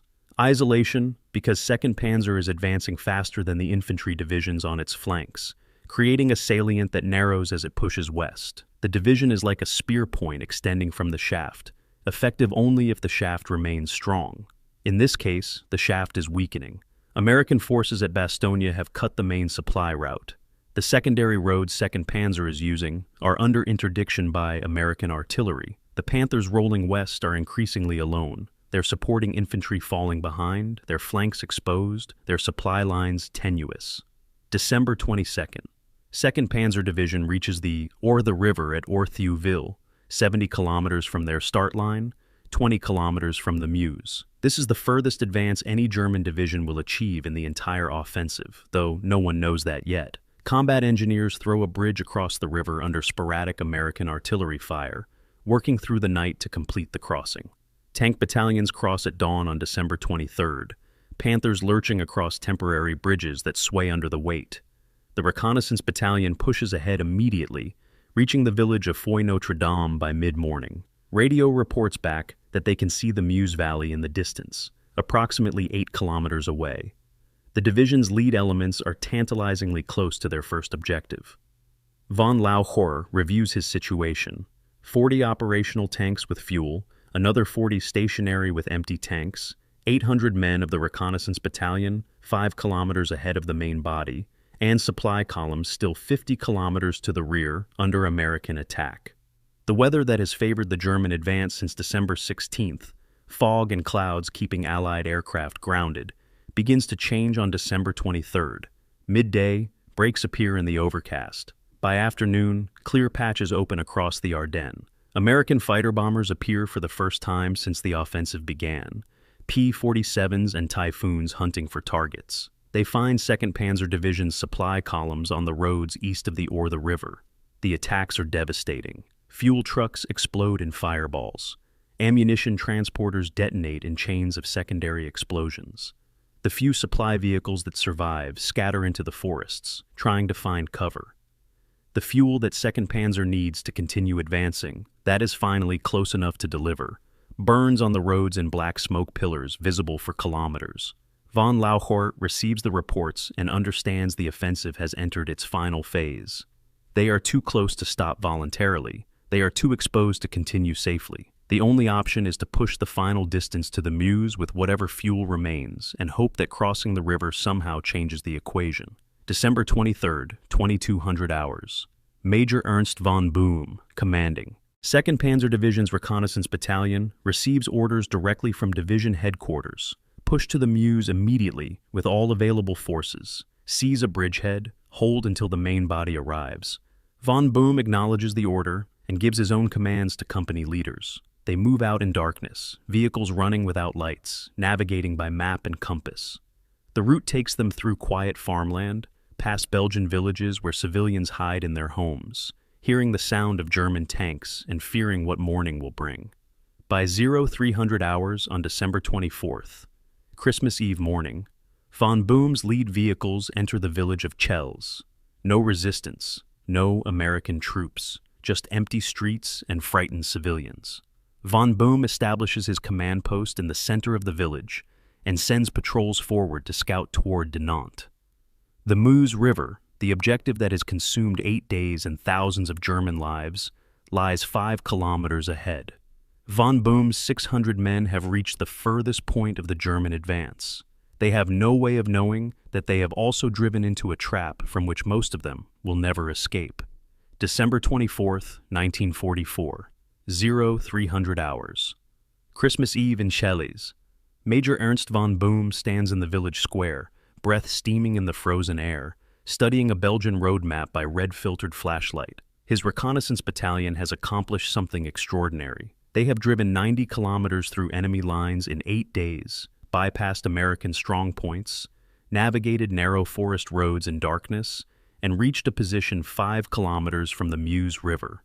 Behind him, 25 Panther tanks and 15 Panzer IVs sit with engines idling, crews dismounted and moving through houses to clear them of potential threats. Belgian civilians huddle in cellars, terrified by the German soldiers suddenly appearing in their village in the pre-dawn darkness. Von Boehm's radio operator is attempting to raise division headquarters to report their position, but signals are weak and intermittent. What von Boehm doesn't know, cannot know in the darkness before dawn, is that his success has transformed him from spearhead into sacrifice. The decision to push those final 5 kilometers would be debated by military historians for decades afterward. Some would argue von Boehm should have halted at the Arthe River, consolidating his position, waiting for the main body to catch up before advancing further. Others would note that his orders were explicit: reach the Meuse, seize a bridgehead, and holding short of the objective would be disobedience. Von Boehm himself, in post-war interviews from a prisoner of war camp, would say simply that he was following the orders given, executing the mission assigned, doing what German officers had been trained to do for generations. The concept of mission-type orders, Auftragstaktik in German military doctrine, gave subordinate commanders latitude to achieve objectives using their own judgment, but it did not give them permission to decide objectives were impossible and stop trying. Von Boehm had been ordered to reach the Meuse. He had reached the village 5 kilometers short of it. Pushing those final 5 kilometers was simply continuing the mission. What von Boehm could observe as dawn broke on Christmas Eve told a troubling story. His reconnaissance patrols reported Allied vehicle traffic moving on roads to the west and north. Not just occasional trucks, but sustained military movement. Convoys of vehicles heading south toward Dinant. Belgian civilians, when questioned, reported seeing British tanks in the area 2 days earlier, though they had since moved away. Von Boehm's own fuel situation was critical. His vehicles had approximately 800 liters of fuel remaining total, distributed unevenly across 40 tanks. Some tanks had enough fuel to reach Dinant and perhaps fight for a few hours. Others had barely enough to move a few kilometers. The battalion's supply trucks, which should have been carrying fuel forward, were somewhere back near the Arthe River, unable to move through the congested roads. Von Boehm did the calculation that any armor commander would do: fuel enough for a one-way trip, not enough for round-trip or extended operations. The question was whether to make that one-way trip or consolidate and wait. The radio message that arrived at 0800 hours on December 24th made the decision for him. Division headquarters, finally reached through relay stations, transmitted clear orders. All units pushed to Meuse River, regardless of fuel state. Seize bridgehead at Dinant. Hold until reinforcements arrive. Relief column departing from main body now. Estimated arrival time 1600 hours. The message was signed by von Lauschert himself, indicating command emphasis. Von Boehm acknowledged the order and assembled his officers.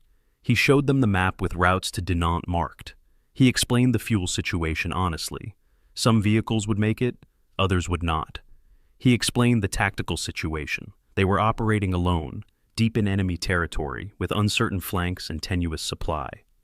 Then he gave the order that would seal their fate. Prepare to advance on Dinant in 1 hour. Priority vehicles get priority fuel. Immobilize vehicles without sufficient fuel. and redistribute their gasoline to operational tanks. The process of fuel redistribution consumed 90 minutes. Mechanics moved between tanks with hand pumps and jerry cans, siphoning fuel from immobilized vehicles into those selected to continue. The choices were brutal. Newer tanks with less mechanical wear got priority over older vehicles more likely to break down. Panther tanks with superior armor and guns got priority over Panzer IVs. Command vehicles retained fuel so officers could lead. The result was 15 Panthers and 5 Panzer IVs with enough fuel to reach Dinant, and 25 vehicles left behind in Chelles, immobilized but still capable of fighting if positioned defensively. Von Boom made a second critical decision: establish a defensive position in Chelles with the immobilized tanks and half his infantry. The mobile force would push to Dinant with the other half of the infantry. If they seized a bridgehead, the immobilized force would hold Celles as a waypoint for the relief column. If they failed to reach Dinant, they could fall back to Celles and establish defense there. By 1000 hours, the weather was clearing in a way that would prove catastrophic for German forces across the entire Ardennes battlefield. The fog and low clouds that had grounded Allied aircraft for 8 days were breaking up, revealing blue sky for the first time since the offensive began. Von Boom heard the aircraft before he saw them, a distant rumble growing louder, becoming the unmistakable sound of piston engines in formation. American P-47 Thunderbolts appeared from the west, flying low over the countryside, hunting for targets. Von Boom ordered his vehicles under cover immediately, tanks pulling into barns and under trees, camouflage nets hastily thrown over exposed vehicles. The Thunderbolts passed over Celles without attacking, apparently not spotting the concealed German force. But they did find targets to the east. 2nd Panzer Division's supply columns trying to move forward. Von Boom's men heard the explosions in the distance, saw smoke rising beyond the ridgeline. The aircraft were back, and with them came the end of German freedom of movement. Von Boom's planned advance on Dinant never occurred. At 1100 hours, scouts reported British tanks moving south from Ciney, approximately 20 kilometers north of Celles. At 1200 hours, Belgian civilians reported American vehicles moving east from Dinant. At 1300 hours, German positions at Foy Notre Dame, 5 kilometers north of Celles, came under artillery fire. The Allied response was developing faster than Von Boom had anticipated. The intelligence picture was fragmentary, but clear enough. Enemy forces were converging on his position from multiple directions. The relief column that division headquarters promised at 1600 hours would have to fight through increasingly organized opposition to reach Celles. The attempt to advance on Dinant would drive his mobile force into the teeth of British defenses that were already establishing positions. Von Boom made the hardest decision of his military career. He radioed division headquarters requesting permission to withdraw to more defensible positions east of the Orthe River while routes remained open. The response came 30 minutes later. Negative, hold Celles, defend in place, relief column will break through. The order to hold Celles transformed Von Boom's reconnaissance battalion from Mobile's force into static defense. Through the afternoon of December 24th, his men worked feverishly to prepare defensive positions. Panthers were positioned hull down behind stone walls and buildings where their guns could cover approaches from north and west.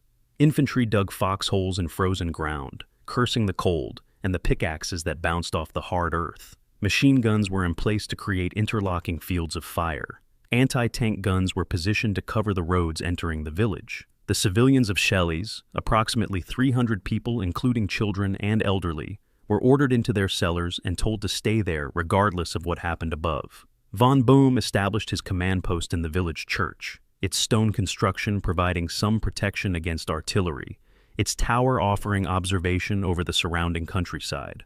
From that tower, late on Christmas Eve afternoon, his observer could see clearly in all directions. German forces to the east, separated by several kilometers.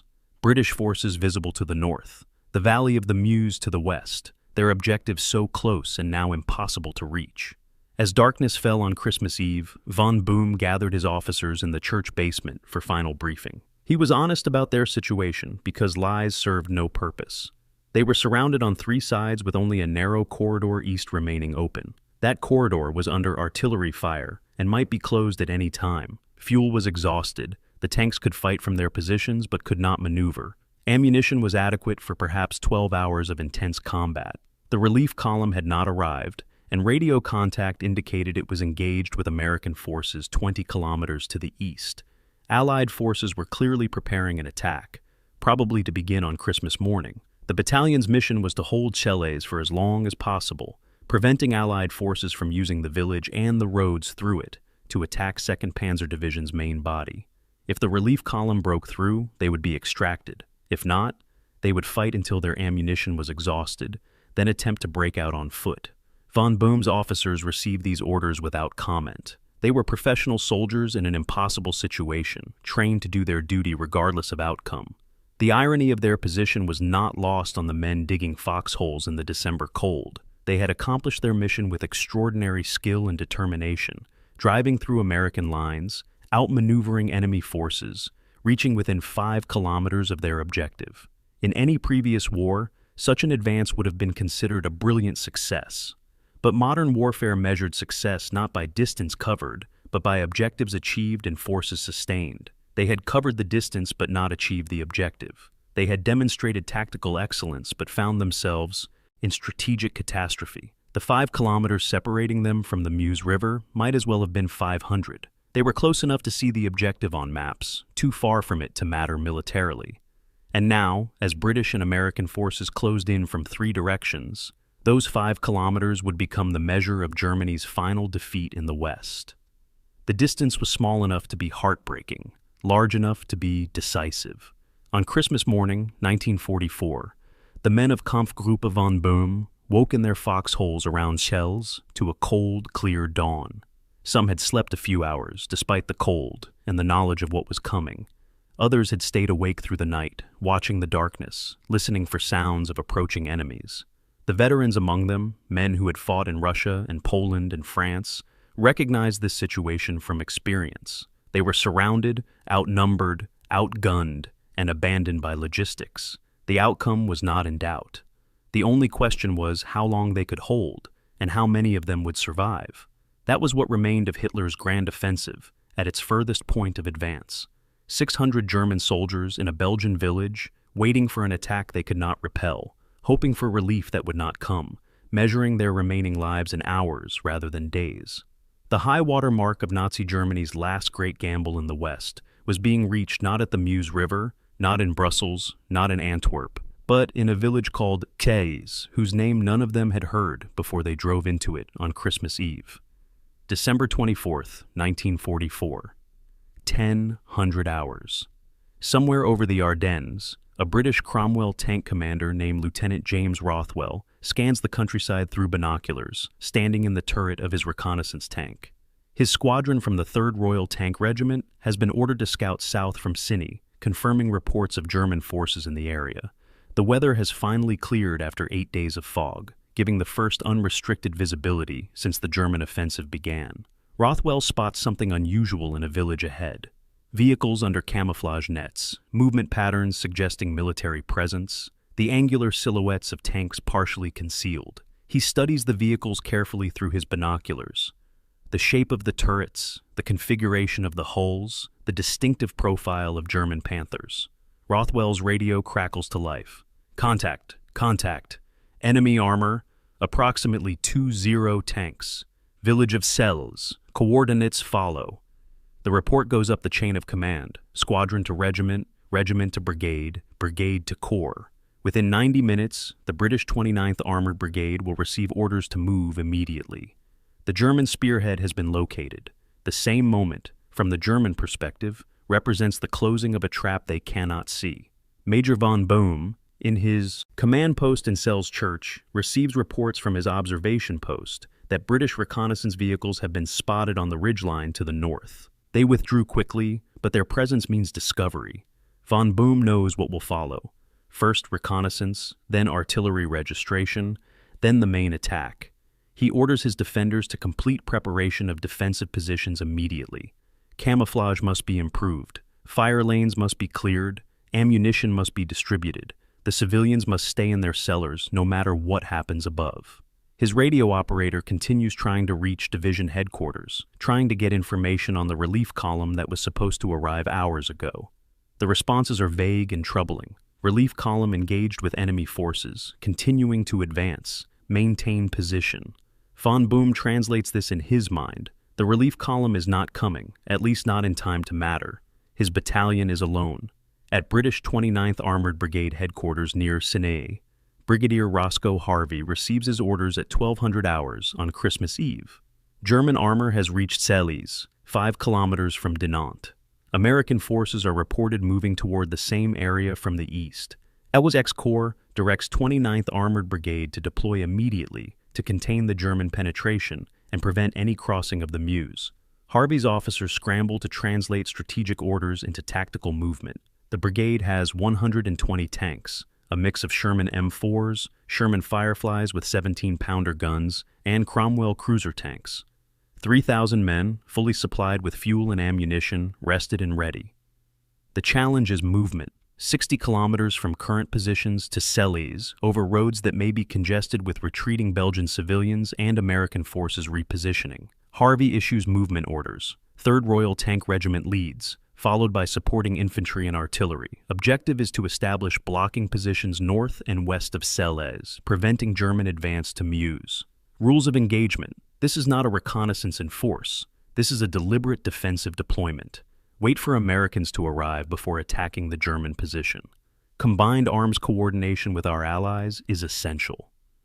The movement of British 29th Armored Brigade on Christmas Eve afternoon demonstrated logistics-winning wars. 120 tanks, 60 kilometers, 18 hours, arriving in position ready to fight. This was possible because British supply lines functioned, because fuel was abundant, because maintenance had kept vehicle readiness high, because communications worked, and orders were transmitted efficiently. The contrast with 2nd Panzer Division's experience was absolute. Where German supply columns sat trapped in traffic under air attack, British columns moved on roads that Allied air forces protected. Where German tanks were siphoning fuel from immobilized vehicles, British tanks topped off from abundant supplies. Where German forces were scattered and disorganized by 8 days of combat, British forces were concentrated and fresh. The material superiority that had been building throughout 1944 was now expressing itself at the tactical level. Germany's excellent tanks and skilled crews were about to face Allied forces that had adequate equipment and overwhelming resources. By 1800 hours on Christmas Eve, British reconnaissance elements were in position on the ridgelines north and west of Celles, observing the German positions, calling artillery fire missions on approaches the Germans might use to withdraw. The German defenders in Celles could see the British tanks silhouetted on the high ground, count them, understand they were outnumbered at least 3-1. Von Boom's request for permission to attempt withdrawal while routes remained open was denied again. Corps headquarters insisted the relief column would break through, insisted Celles must be held to keep the corridor open. The officers reading those radio transmissions in the church basement understood they were being sacrificed, not through malice, but through the desperate logic of commanders who had no good options and chose to sacrifice 600 men rather than admit the entire offensive had failed. The men in Celles were being ordered to die slowly rather than allow Germany to acknowledge quickly that the gamble had not worked. The American response was developing more slowly but with greater weight. The 2nd Armored Division, nicknamed Hell on Wheels, received alert orders on December 23rd at their positions near Havelange, 60 kilometers northeast of Celles. The division had been 1st Army Reserve, pulled from the line in November for refitting after heavy combat in Germany during the autumn. Now they were being committed to stop the German penetration that had broken through 8 corps. The division commander, Major General Ernest Harmon, was 56 years old, a cavalryman in the old army who had transitioned to armor between the wars. Aggressive, profane, demanding, Harmon drove his division hard. His orders were clear: move to Celles area, coordinate with British forces, destroy German spearhead. The division's 14,000 men and 186 Sherman tanks began movement on December 24th, but the roads were difficult. Snow, ice, congestion from retreating American forces, and advancing reinforcements using the same routes. Combat Command A, leading the division advance, would not reach positions north of Celles until December 26th morning. The Germans in Celles had perhaps 36 hours before American armor arrived in strength. December 25th, 1944, Christmas Day. The men in Selles woke to continued isolation and increasing signs of Allied preparation for attack. Artillery fire was increasing around the perimeter, not intensive bombardment, but registration fire, Allied gunners finding their ranges, marking targets, preparing for the main attack. British tanks visible on the ridgelines were now reinforced by infantry and anti-tank guns, establishing complete encirclement from north and west. American forces were reported moving into positions to the east, closing the final corridor through which German relief might arrive. Von Boehm's fuel situation had become critical in an unexpected way. They had no fuel to run vehicles for warmth. The men were enduring December cold in foxholes and buildings without heat, rationing body warmth as carefully as they rationed ammunition. Medical supplies were adequate, but medical evacuation was impossible. Wounded men would have to remain in the village, treated by battalion medical personnel with limited supplies. The Christmas meal was cold rations eaten in fighting positions, celebrating the holiday by preparing for combat. The psychological weight of December 25th pressed on both sides differently. For the German defenders, Christmas Day spent in encirclement, knowing attack was coming, represented the dissolution of hope. Even the most optimistic soldiers could not imagine the relief column fighting through the forces now surrounding Chelles. Even the most dedicated Nazis could not deny that the offensive had failed. They would fight because that was their duty and their training, but they would fight without illusions. For the Allied forces preparing to attack, Christmas Day represented frustration that military necessity required combat on a day associated with peace. British and American soldiers understood their advantage, knew the Germans in Chelles were trapped and outnumbered, but they also knew those Germans were veterans of an elite division who would fight skillfully and desperately. The coming battle would not be easy, despite the numerical advantage. Men would die attacking a position that was already strategically irrelevant, fighting for tactical objectives in a battle whose outcome was already determined. The command discussions on Christmas Day revealed the fundamental difference between German and Allied approaches to the Selles situation. German Corps headquarters continued insisting that 2nd Panzer Division's main body would relieve the surrounded force, that Chelles must be held to maintain the corridor, that withdrawal would compromise the entire offensive's northern wing. This was fantasy disguised as operational planning. The main body was itself under attack, fuel exhausted, unable to advance or retreat effectively. No relief was possible, but admitting this meant admitting the offensive had failed, and German command was not yet ready to acknowledge reality. Allied command, by contrast, was coldly pragmatic. The German force in Chelles represented an opportunity to destroy an entire battalion of Germany's best remaining armor at favorable odds. The key tactical objective was to annihilate the German force while taking minimal casualties. The strategic objective was to demonstrate to German command that further offensive operations were impossible, that the Ardennes gamble had failed comprehensively. By late afternoon on Christmas Day, the dispositions around Selles were complete. British 29th Armored Brigade held positions north and west, approximately 90 tanks with supporting infantry and artillery.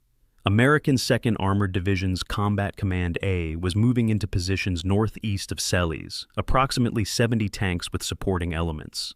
American artillery battalions were registered on the German positions and the approaches to them. Allied fighter bombers were on call, ready to attack once weather permitted flight operations. The German defenders in Chelles numbered approximately 600 men, 40 tanks and assault guns, with ammunition for perhaps 12 to 18 hours of combat and no possibility of resupply. The mathematics were overwhelming. What remained was the execution, the actual fighting that would determine not whether the Germans would be destroyed, but how quickly and at what cost to Allied forces.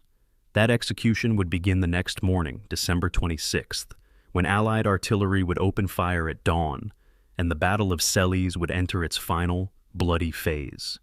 December 24th, 1944, 1200 hours. The officers' mess at British 29th Armored Brigade headquarters near Ciney transforms from Christmas Eve celebration to operational planning in minutes. Brigadier Roscoe Harvey stands before a map of the Selles area, pointing with a swagger stick at the village where German forces have been located. His regiment commanders lean in, studying the terrain, the roads, the positions they will occupy. Harvey is 51 years old, a veteran of North Africa where his brigade fought at El Alamein, a professional soldier who believes in careful preparation and overwhelming force. His briefing is methodical. German strength estimated at battalion level, perhaps 40 tanks, unknown number of infantry. British advantages, numerical superiority, better positions, complete supply, air support when weather permits.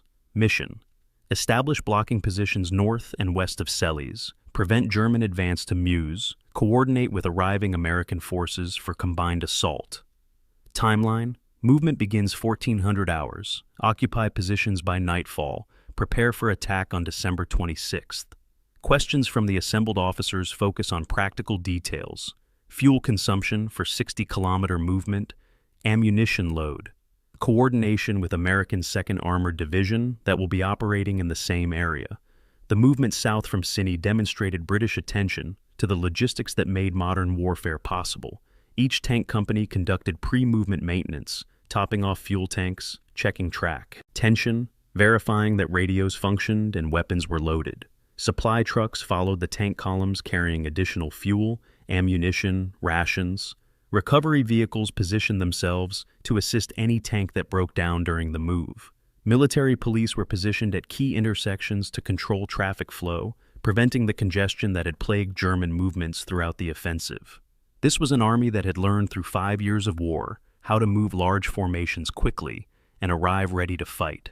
The contrast with 2nd Panzer Division's movement to Chelles, strung out over 90 kilometers, supply columns separated from combat units, fuel exhausted, could not have been more stark. British forces covered 60 kilometers in 18 hours and arrived concentrated, supplied, and prepared. German forces covered 90 kilometers in 8 days and arrived dispersed, exhausted, and out of fuel. Lieutenant James Rothwell, whose reconnaissance had discovered the German position, led his Cromwell tank squadron south on Christmas Eve afternoon, serving as advance guard for the main body following behind. The Cromwell was a British cruiser tank, lighter and faster than the American Sherman, but with similar armament, a 75mm gun adequate for most targets. Rothwell's mission was to scout routes, identify any German forces attempting to withdraw from Selles, and mark positions where the brigade would deploy. The countryside through which he moved was rolling farmland, fields divided by stone walls, scattered woods providing concealment, good tank country for defense, problematic for offense. The Germans in Selles occupied low ground in a valley, but they were dug in among buildings that would provide cover. The attackers would have to advance across open ground under German observation and fire. Rothwell identified several ridgelines north and west of Selles that would provide hull-down positions for British tanks, allowing them to fire on the village while exposing only their turrets. These positions would be key to the coming battle. By 1800 hours on Christmas Eve, the 3rd Royal Tank Regiment had occupied positions on the high ground overlooking Selles. Tank commanders stood in their turrets, using binoculars to study the German positions in the gathering darkness. They could see camouflage nets, the angular shapes of German tanks among the village buildings, movement that indicated defensive preparation. The Germans knew they were being watched. Fire was exchanged, long-range shots, more harassment than serious combat, each side announcing its presence to the other. British artillery, having moved into position, fired ranging shots, walking rounds closer to German positions, establishing the fire lanes that would be used when the attack began. The Germans responded with their own artillery, few pieces but accurately fired, forcing British tankers to keep their heads down. This preliminary sparring established the pattern. The British had overwhelming firepower, but would have to advance under fire. The Germans were outnumbered, but occupied prepared positions. The battle would be decided by whether German skill could offset British resources. Christmas Day, December 25, 1944. British tankers on the ridgelines around Selles spent the day maintaining weapons, improving positions, and observing German activity in the village. Christmas dinner was hot tea and biscuits, eaten in fighting positions because withdrawal to rear areas for proper celebration would compromise the encirclement. Chaplains moved among the positions holding brief services, acknowledging the holiday while recognizing that combat would resume the next day. The British soldiers' attitude toward the Germans in Chelles was professional rather than personal. These were enemy forces that needed to be destroyed, not because of hatred, but because that was the military task. Many British soldiers were veterans of North Africa and Italy, men who had fought Germans for years and developed a kind of grudging respect for their military competence, even while committed to defeating them. The attitude was summarized by one tank commander's comment recorded in his diary. "Poor bastards down there are trapped, and they know it, but they'll fight hard because that's what they do. We'll have to kill most of them to take that village." The coordination between British and American forces demonstrated both the strengths and challenges of coalition warfare. Brigadier Harvey and Colonel Hugh O'Farrell, commanding Combat Command A of 2nd Armored Division, met on Christmas afternoon to coordinate the coming attack. The two officers had never worked together before. Their forces used different radio frequencies and tactical procedures, and their national doctrines emphasized different approaches to armored warfare. The British favored carefully prepared set-piece attacks with overwhelming fire support.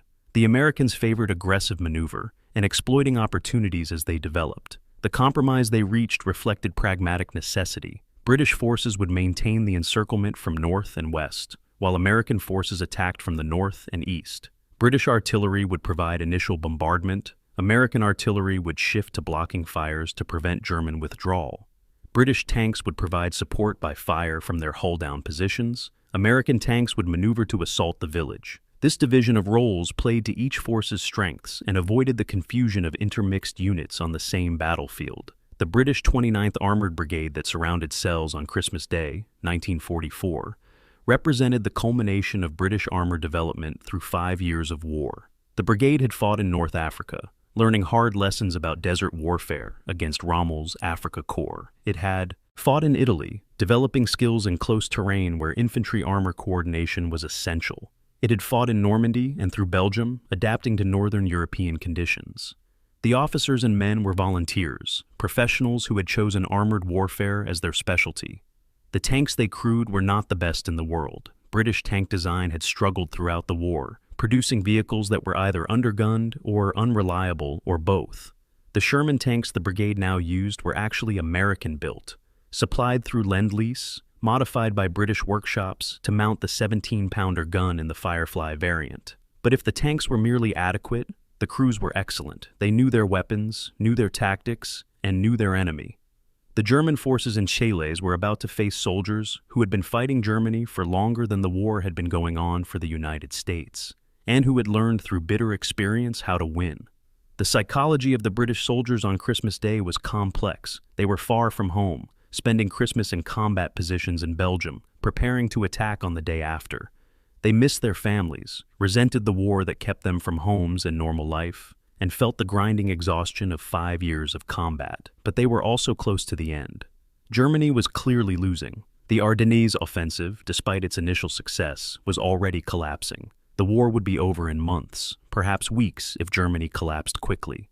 Survival until the end was possible for men who had survived this long. This created a cautious mentality, willingness to fight and take necessary risks, but unwillingness to take unnecessary risks with the end so close. The coming attack on Celles would be methodical and careful, using firepower to minimize exposure, accepting slower progress to reduce casualties.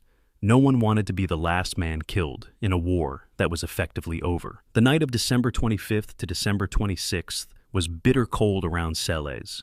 British tankers rotated watch, one man awake in each tank, while others tried to sleep in the limited warmth of the vehicle interior. Engines were started periodically through the night to prevent them freezing, but fuel conservation limited how often this could be done. Outside the tanks, infantry in slit trenches endured the cold with whatever shelter they could improvise. Ground sheets rigged as windbreaks, shared blankets, bodies pressed together for warmth. The Germans in Celles, visible when flares lit the night sky, were enduring the same cold with less shelter and no hope of relief. Both sides waited for dawn and the battle they knew was coming. British officers made final checks of their preparations, ammunition distributed, fire plans coordinated with artillery, radio frequencies confirmed, medical evacuation routes established. Everything that could be prepared had been prepared. Now it was simply a matter of waiting for morning light and executing the plan. At 0700 hours on December 26th, 1944, one day after Christmas, British artillery opened fire on Celles. 180 guns, a full division's worth of artillery support, firing a 20-minute preparation bombardment on the 4-square-kilometer pocket holding the German forces. High explosive shells crashed into buildings, collapsing roofs, throwing shrapnel through the streets. Smoke shells mixed with the high explosive, blinding German observation posts, preventing them from directing return fire. The bombardment was the announcement that the Battle of Chenogne had begun in earnest.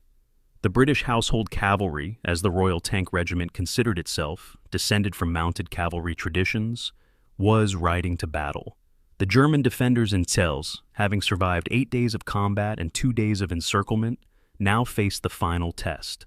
How long could they hold against forces that outnumbered them 3-1, that controlled the high ground, that possessed unlimited ammunition, and that were determined to destroy them completely before nightfall? The answer to that question would be written in the next 32 hours, in the burned-out tanks and shattered buildings and frozen bodies that would litter the fields around a Belgian village that was about to become the graveyard of Hitler's last offensive. December 23, 1944, 1800 hours. Headquarters of the 2nd Armored Division, United States Army at Havelange, Belgium. Major General Ernest Harmon reads the warning order that has just arrived from 1st Army Headquarters. Prepare for immediate movement to counter German breakthrough in Ardennes. Harmon is 56 years old, a hard-driving commander nicknamed Old Gravel Voice for his rough profanity and aggressive leadership style. His division, Hell on Wheels, has been in reserve since November, refitting after months of combat pushing into Germany during the autumn. Now they're being thrown back into action against the German offensive that has shattered Schiet Corps and threatens to reach the Meuse River. Harmon calls his staff together and issues preliminary orders. All units to full alert, conduct pre-combat maintenance, prepare for movement on 6 hours' notice. The warning order doesn't specify exactly where 2nd Armored will deploy, but Harmon knows they'll be sent to the most dangerous sector, wherever the German penetration is deepest. That's what reserves are for.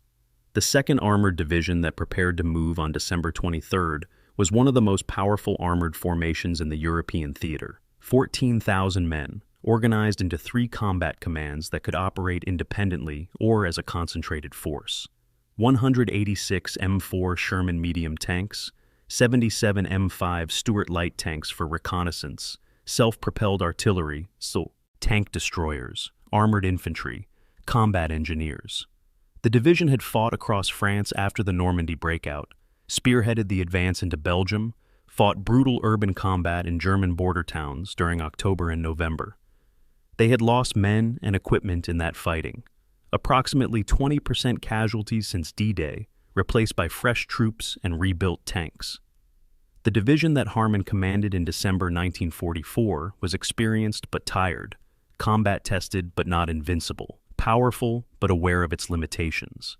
The Sherman tanks that equipped the division were outgunned by German Panthers and Tigers in direct combat, but American doctrine emphasized combined arms and maneuver rather than tank versus tank dueling. Artillery, air power, infantry, and numerical superiority were supposed to overcome technical inferiority.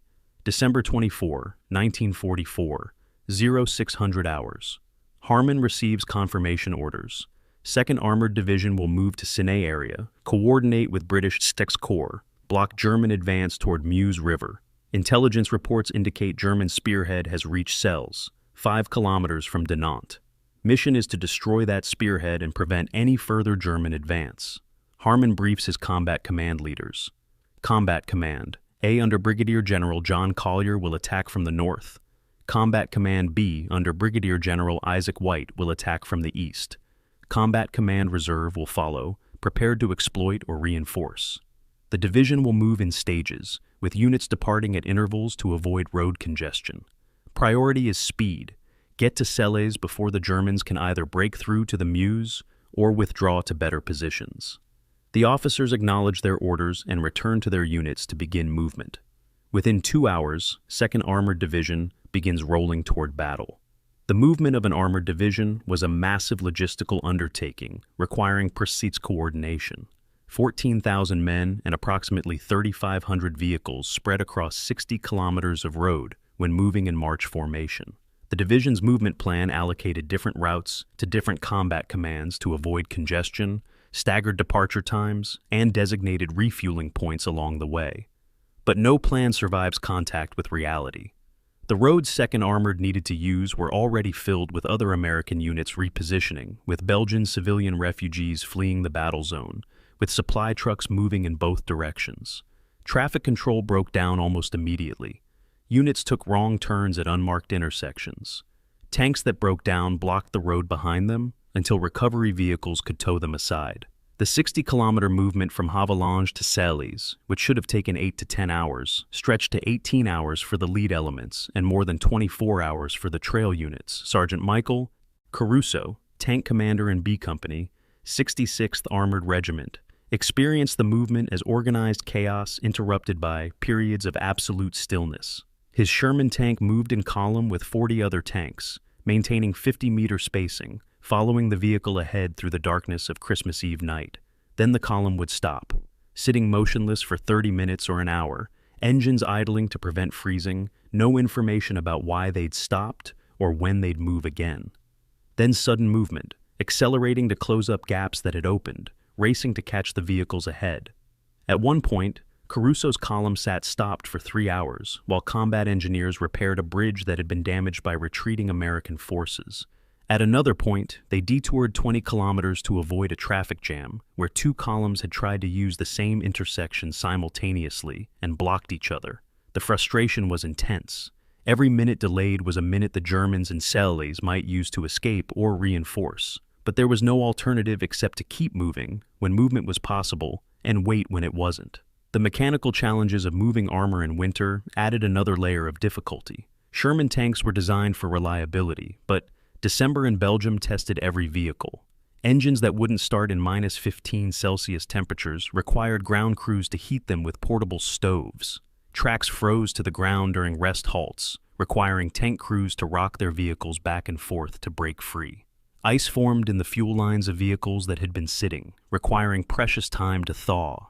The division's maintenance sections worked around the clock, fixing problems as they occurred, but some tanks simply could not continue. 2nd Armored Division began the movement with 186 Shermans. By the time Combat Command A reached the Celles area on December 26th morning, approximately 20 tanks had been left behind for mechanical reasons, reducing the available force to 166. Still a powerful formation, but 10% smaller than planned, and those 20 tanks represented experienced crews now unavailable for the coming fight. Combat Command A, leading 2nd Armored Division's deployment, arrived in positions north of Celles at dawn on December 26th. Colonel Hugh O'Farrell, the combat command leader, established his headquarters in a farmhouse and immediately coordinated with British forces already surrounding the village. The tactical situation was clear. German forces were trapped in Chelles. British tanks held positions west and north. American forces would attack from north and east. Combined artillery would support.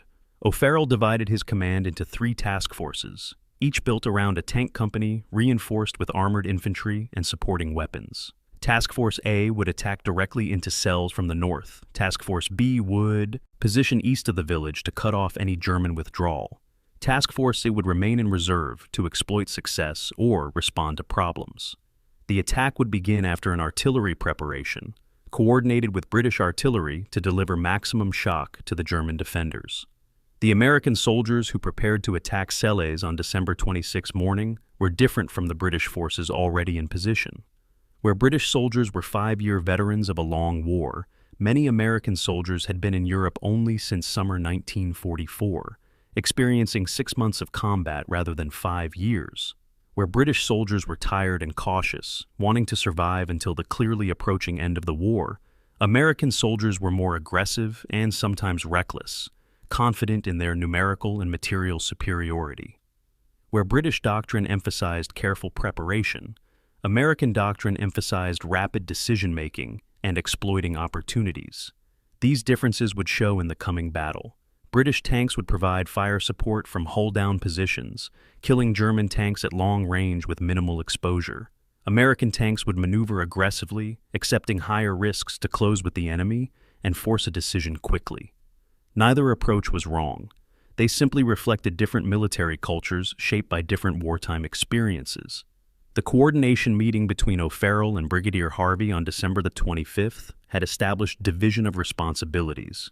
but the actual battle would require continuous communication and adaptation. The two forces used different radio frequencies, different map coordinate systems, different terminology for the same things. Liaison officers were positioned at each headquarters to facilitate coordination, but confusion was inevitable.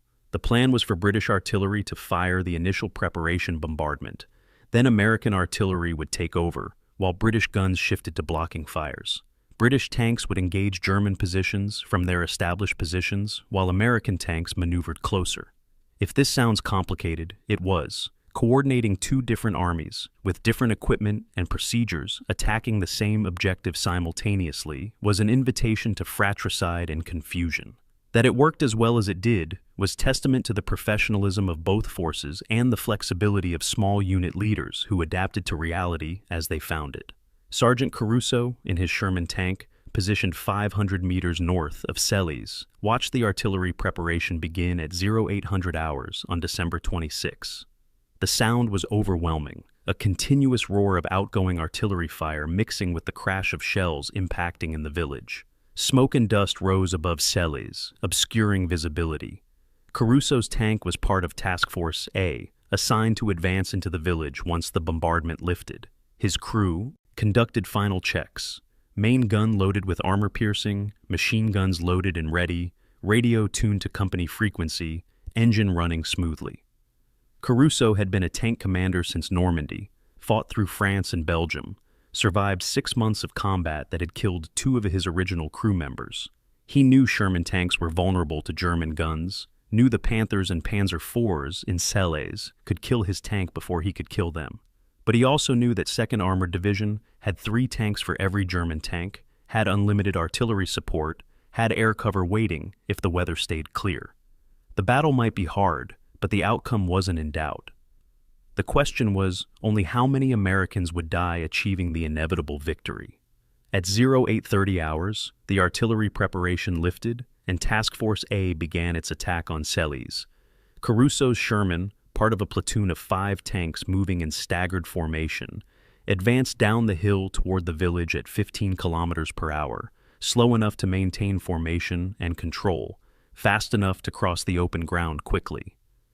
The lead tank was hit at 400 meters, a German Panther firing from a concealed position behind a stone wall. The Sherman brewed up instantly, ammunition exploding, crew bailing out if they were lucky. The platoon responded by spreading out, returning fire, calling for artillery on the German position. Caruso's tank fired 3 rounds at the stone wall, couldn't tell if they hit anything, kept moving. Another Sherman was hit. This one didn't explode but stopped moving, smoke pouring from the engine. The attack that looked simple on the map, advance across open ground, suppress German positions, enter the village, was proving costly within the first 5 minutes. But the attack continued because stopping in the open ground was more dangerous than continuing forward. Hell on Wheels was living up to its reputation, driving into enemy fire, taking casualties and pushing through because that was what armored divisions did. The Battle of Cellies had entered its decisive phase, and American and British forces were about to discover that destroying a trapped enemy was still going to require fighting for every meter of ground. December 26, 1944, 0800 hours. The village of Cellies erupts in fire and smoke as 180 Allied artillery pieces open their bombardment. Shells crash into buildings, collapsing stone walls that have stood for centuries, throwing roof tiles and timber into the streets. High explosive and white phosphorus mix in a storm of destruction designed to shatter German defenses before the ground attack begins. In a cellar beneath the village church, Major Ernst von Boom crouches with his command staff, feeling the building shake with each near miss, hearing the screaming of shells overhead. His radio operator is shouting into the microphone, trying to maintain contact with the defensive positions scattered through the village, but many lines are already dead, cut by the bombardment. Von Boom knows what this barrage means. The Allies have completed their preparation. The encirclement is tight. The relief column that was supposed to break through has either been destroyed or stopped. What happens in the next hours will determine whether his men die fighting or survive to become prisoners. Either way, Kampfgruppe von Boom's war is ending in this Belgian village. The bombardment lifts at 0830. shifting from the village to the approaches around it, creating a wall of fire designed to prevent German withdrawal or reinforcement. In the sudden relative quiet, German defenders emerge from their cellars and shelters, moving to their fighting positions. Panther tank crews scramble into their vehicles, starting engines that have been kept running intermittently through the night to prevent freezing. Infantry take positions in windows and behind walls, machine guns are readied, anti-tank weapons prepared. The defenders can see Allied tanks on the ridgelines to the north and west, British Shermans and Cromwells in hull-down positions, and now movement to the north, American tanks advancing down the slope toward the village. Von Boom issues orders by radio to his unit commanders. Engage armor at maximum range, conserve ammunition, fight from covered positions, make the Americans pay for every meter. These are the tactics of desperate defense, the tactics of men who know they cannot win, but are determined to make victory expensive. Sergeant Michael Caruso's Sherman tank advances toward Selles as part of a platoon of 5 tanks in line formation, spacing approximately 75 meters between vehicles. The ground is open farmland, snow-covered, offering no concealment. 400 meters from the village edge, the first German gun fires. The Sherman 3 positions to Caruso's left is hit in the front glacis, the armor-piercing round penetrating, and the tank explodes as its ammunition cooks off. Caruso sees the crew hatches blow open, sees one figure emerge trailing flames, falling into the snow. His gunner is already traversing, searching for the German position. There, the angular shape of a Panther hull behind a stone wall. Caruso orders fire. The 75mm gun cracks, the Sherman rocks with the recoil, and the tracer from the round arcs toward the target. The shot hits the stone wall, throwing fragments but not penetrating to the tank behind. The Panther fires again, and another American Sherman is hit. This one stopping but not exploding, crew bailing out through the hatches. The mathematics of tank combat at Selles demonstrated why American forces accepted high casualties to achieve victories. German Panthers could penetrate Sherman armor at 1,000 meters. Shermans could only reliably penetrate Panther frontal armor at 500 meters or less, and only with perfect shots at weak points. This meant German tanks could kill American tanks before American tanks could effectively return fire. The solution was numerical superiority and combined arms. For every German tank in shells, there were 3 Allied tanks surrounding it. American tanks that were hit were immediately replaced by others pressing the attack. German tanks that fired revealed their positions and drew concentrated fire from multiple enemies simultaneously.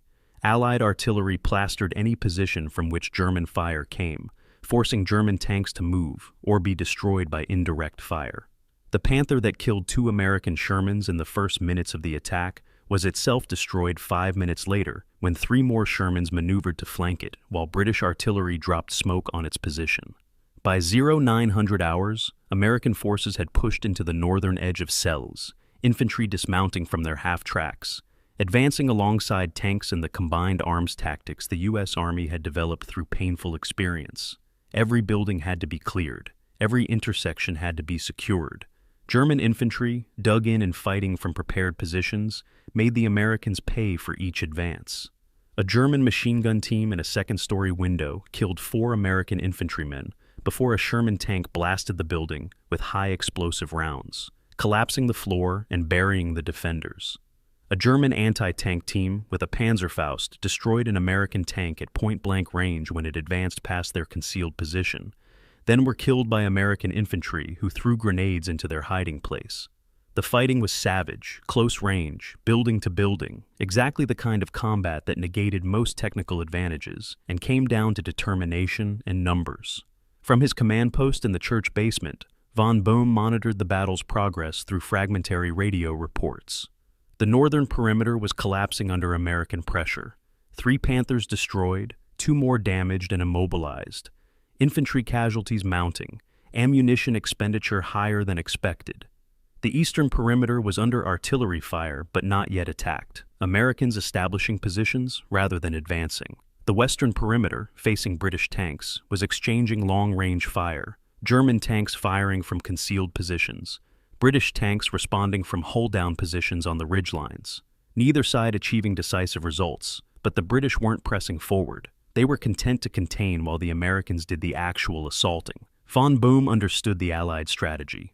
The Americans would break into the village from the north, the British would prevent withdrawal to the west, combined artillery would interdict any German movement. It was methodical, professional, and utterly overwhelming. Belgian civilians, approximately 300 people including children and elderly, remained in their cellars. Throughout the battle, terrified by the sounds above them, Marie Jeanne de Bien, a farmer's wife whose family had lived in chalets for 4 generations, huddled with her 3 children in the stone-vaulted cellar of their farmhouse, listening to explosions shaking the building, hearing the sharp crack of tank guns and the rattle of machine gun fire. At mid-morning, wounded German soldiers were brought into the cellar. The farmhouse was being used as an aid station. Marie and her neighbors tended the wounded as best they could with limited supplies, offering water, applying bandages, trying to provide comfort to men who were dying far from their homes. The Germans were polite even in their agony, thanking the Belgians for help, apologizing for the invasion that had brought war to their village. This was the human reality beneath the tactical maneuvers and strategic calculations. Ordinary people caught in extraordinary violence, trying to maintain humanity in circumstances that seemed designed to destroy it. By noon on December 26th, Combat Command A had pushed halfway through Celles, controlling the northern third of the village, but facing increasingly desperate German resistance in the center. The fighting had become methodical destruction. American tanks would advance to an intersection, fire into buildings where Germans might be hiding, infantry would move up to clear the ruins, then the process would repeat at the next intersection. Casualties on both sides accumulated steadily. 2nd Armored Division lost 16 tanks destroyed and another dozen damaged in the morning's fighting. German forces lost 8 tanks destroyed and approximately 100 men killed or wounded. The casualty exchange rate favored the defenders. Germans were killing more Americans per German lost, but the strategic situation favored the attackers who could replace losses, while the Germans could not. The decisive moment came at 1400 hours when American forces broke through to the village center. Sander and British tanks began advancing from the west, squeezing the German defenders into an ever smaller pocket. Von Boehm, recognizing that continued resistance would only increase casualties without changing the outcome, radioed his unit commanders, "Prepare to cease fire and surrender on my order." Some commanders acknowledged, others did not respond, their radios destroyed or their positions already overrun. Von Boehm made a final attempt to contact division headquarters, requesting permission to surrender to prevent further unnecessary deaths. The response, when it finally came through the static and interference, was terse: hold as long as possible, no surrender authorized. Von Boehm made his decision. He would follow his orders to hold as long as possible. He would interpret as long as possible to mean as long as organized resistance was feasible. That time was approaching rapidly. December 27th, 1944. The battle entered its 2nd day with German resistance collapsing in sectors, but continuing fiercely in others. Individual German tank crews fought from immobilized vehicles, unable to maneuver but still capable of firing. Infantry positions held out in pockets, surrounded, cut off, fighting because surrender seemed more dangerous than continued resistance.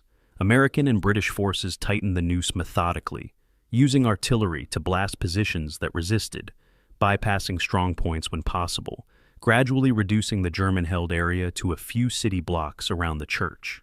By 1000 hours on December 27th, von Boehm's effective fighting force had been reduced to approximately 200 men and 6 operational tanks. Ammunition was nearly exhausted. Medical supplies were gone, wounded men lying in cellars with no treatment available. Food and water were running low. The civilians were in desperate condition, terrified and traumatized by 2 days of continuous combat above their shelters. At 1400 hours on December 27, von Boehm ordered white flags displayed on the remaining German positions. The firing gradually ceased as both sides recognized that organized resistance had ended. American and British soldiers advanced cautiously into the German-held sector, weapons ready, expecting traps or last-minute resistance. Instead, they found exhausted German soldiers emerging from ruins, hands raised, some wounded, and requiring assistance to walk. Von Boehm formally surrendered his command to an American colonel, turning over his sidearm, providing a list of his surviving personnel to the best of his knowledge. The Battle of Chenogne was over. Kampfgruppe von Boom had ceased to exist as a fighting formation. The final accounting took days to compile completely. German losses: 82 tanks and assault guns destroyed or captured, approximately 150 killed, 450 captured, perhaps 20 escaped on foot through the Allied lines during the night. Allied losses: 28 tanks destroyed, 19 American and 9 British, 140 casualties killed and wounded combined. The exchange rate in tanks, 3 Allied tanks lost for every German tank destroyed, looked favorable to the Germans until you considered that Allied tanks could be replaced within days, while German tanks could not be replaced at all. The strategic impact was even more lopsided. 2nd Panzer Division had lost its spearhead entirely. The furthest German penetration had been identified, surrounded, and annihilated.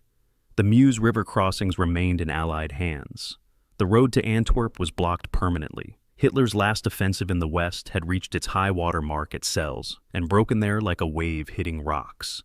Belgian civilians emerged from their cellars on December 28th to find their village devastated. Buildings were rubble, streets were cratered by shells. Burned-out tanks sat where they had been destroyed, some still smoldering. The dead, German and Allied, lay where they had fallen until Graves registration units could collect them. 23 Belgian civilians had been killed during the battle, caught by shells or crushed by collapsing buildings despite their efforts to shelter. Marie Gendebien's farmhouse still stood, its walls pockmarked by shell fragments but structurally intact. She and her family had survived. Many of her neighbors had not.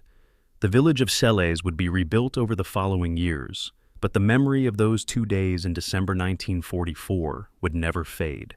The battle had been fought in their homes, over their land, and the cost had been borne not just by the soldiers who chose to fight, but by the civilians who had no choice but to endure. December 27, 1944, 2000 hours. Supreme Headquarters Allied Expeditionary Force, Versailles, France. The operations room is crowded with staff officers gathered around a large map of the Ardennes, updating unit positions based on the day's reports. General Dwight Eisenhower, Supreme Allied Commander, stands before the map studying the German salient that bulges into Allied lines. The deepest penetration is marked with a red pin at Celles, 65 kilometers from the German start line, 80 kilometers short of the objective at Antwerp. An intelligence officer briefs the situation. 2nd Panzer Division's reconnaissance battalion, destroyed at Celles, main body under heavy pressure, fuel exhausted, no capability to continue offensive operations. Eisenhower asks the critical question: is this the end of the German offensive, or can they renew the attack? The intelligence assessment is clear. The offensive is finished. German forces are transitioning to defense. The crisis has passed. Eisenhower nods, absorbing the information, then issues orders. Maintain pressure, begin counteroffensive preparations, exploit German weakness. The Battle of the Bulge is entering its final phase, shifting from desperate Allied defense to methodical German destruction. The map at SHAEF headquarters told the story in visual form. The German salient at its maximum extent on December 25th resembled a bulge approximately 100 kilometers wide and 65 kilometers deep, hence the name Battle of the Bulge that would stick in popular memory. Within that bulge, German forces had achieved tactical successes, surrounding American units at Bastogne and St. Vith, breaking through multiple defensive lines, advancing further and faster than Allied intelligence had believed possible. But they had not achieved their strategic objectives. They had not crossed the Meuse River. They had not captured Antwerp. They had not split the Allied armies. They had not forced a negotiated peace. The offensive had created a temporary crisis, but had not fundamentally changed the strategic situation. Now, with German fuel exhausted and Allied reserves arriving in strength, the bulge would be reduced, German forces driven back, and the offensive that was supposed to change the war would instead accelerate Germany's defeat.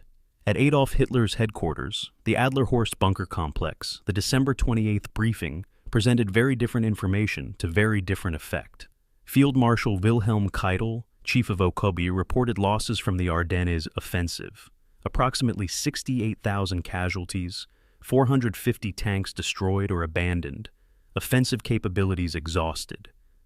The Meuse River was not reached, Antwerp was not threatened. The strategic objective had failed.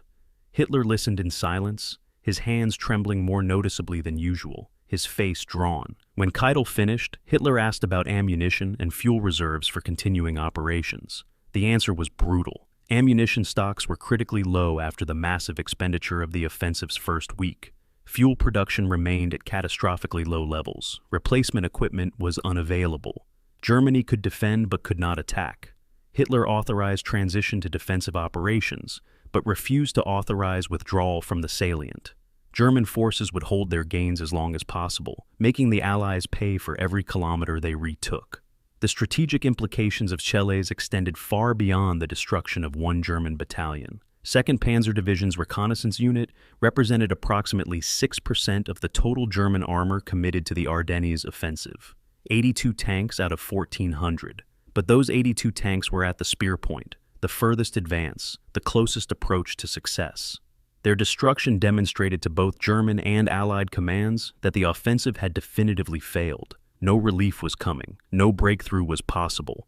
The maximum extent of German advance was now known and marked. Everything from this point forward would be retreat and containment.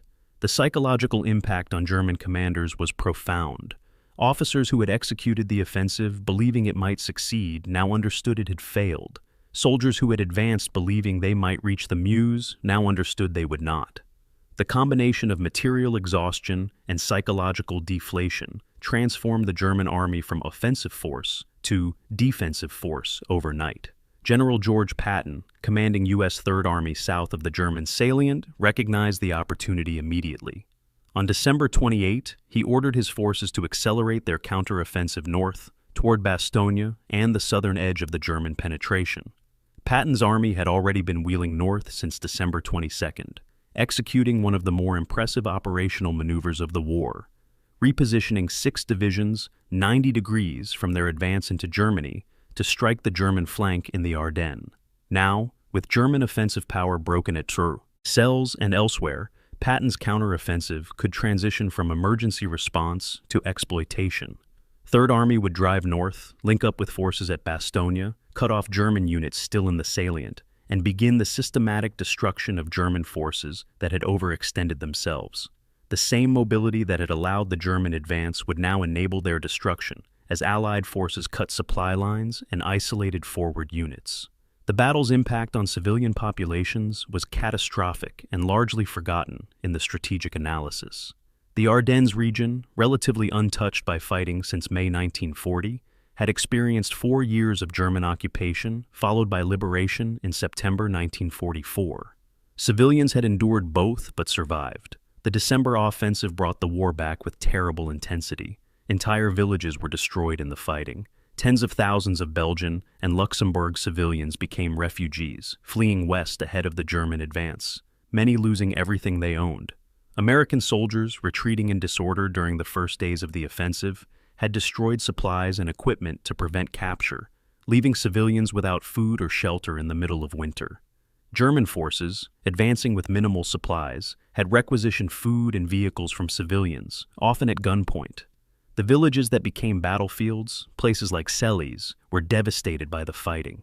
Even after the battle moved on, the civilian suffering continued, homes destroyed, winter cold, food shortages, unexploded ordnance making fields and roads dangerous.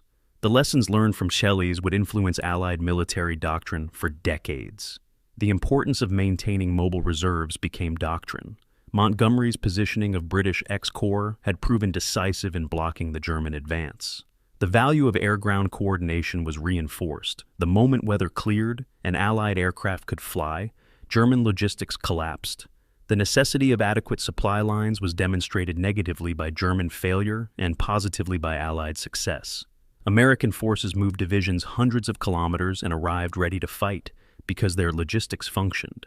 These lessons would be codified in post-war planning, particularly for NATO strategy during the Cold War, when the primary threat scenario was Soviet armored breakthrough in Central Europe. The Battle of Chelles became a case study in how to respond to breakthrough, maintain reserves, control key terrain like river crossings, use air power against exposed supply lines, counterattack quickly with concentrated force. December 31st, 1944. New Year's Eve. 2 weeks after the German offensive began, 1 week after the Battle of Chenogne ended, Allied forces were systematically reducing the German salient. American 1st and 3rd Armies were attacking from north and south, squeezing the Bulge, driving German forces back toward their start line. British forces maintained pressure in the north, preventing German attempts to break through to the Meuse. The weather had turned bitterly cold, with snow and ice making operations difficult for both sides. But the momentum had shifted decisively. German forces were retreating, often in disorder, abandoning equipment they lacked fuel to move, leaving wounded behind for lack of medical supplies. The Ardennes offensive that was supposed to change the war was instead accelerating its end. By mid-January, German forces would be back approximately where they started, having lost irreplaceable men and equipment, having consumed fuel and ammunition stocks that could not be replaced, having demonstrated to their own soldiers and the world that Germany could no longer win the war. The Battle of Chenogne marked the precise moment when the Ardennes offensive transitioned from threat to failure, though it would take another 3 weeks of fighting to fully eliminate the salient. Von Boehm's reconnaissance battalion, reaching 5 kilometers from the Meuse, represented the furthest German penetration. The fact that they were surrounded and destroyed without ever crossing the river represented the definitive limit of German capability. Everything beyond Celles had been fantasy. The plans to cross the Meuse, drive to Brussels, capture Antwerp, split the Allied armies. Reality ended at Chelles, in a Belgian village where 600 German soldiers discovered that courage and skill could not overcome empty fuel tanks and overwhelming enemy numbers. The high water mark of Nazi Germany's last offensive was measured not by how far they advanced, but by how far short of their objectives they fell. 65 kilometers gained, 125 kilometers required. The difference between those numbers measured the difference between Hitler's delusions and the brutal reality of modern industrial warfare. Historians would debate for decades whether the Ardennes offensive had any real chance of success, or was doomed from conception. The answer depended on how success was defined. If success meant reaching Antwerp and fundamentally changing the strategic situation, the offensive was impossible from the start. Germany lacked the fuel, the logistics, and the air cover to sustain such an advance even if initial breakthroughs succeeded. If success meant temporarily disrupting Allied plans and delaying the final invasion of Germany by a few months, the offensive might have achieved more with better execution. But even that limited success required everything to go right. Maintaining surprise, achieving rapid breakthrough, capturing American fuel, keeping weather bad enough to ground Allied aircraft, and Allied command responding slowly. In reality, almost nothing went right after the first 48 hours. American units that were supposed to collapse fought desperately.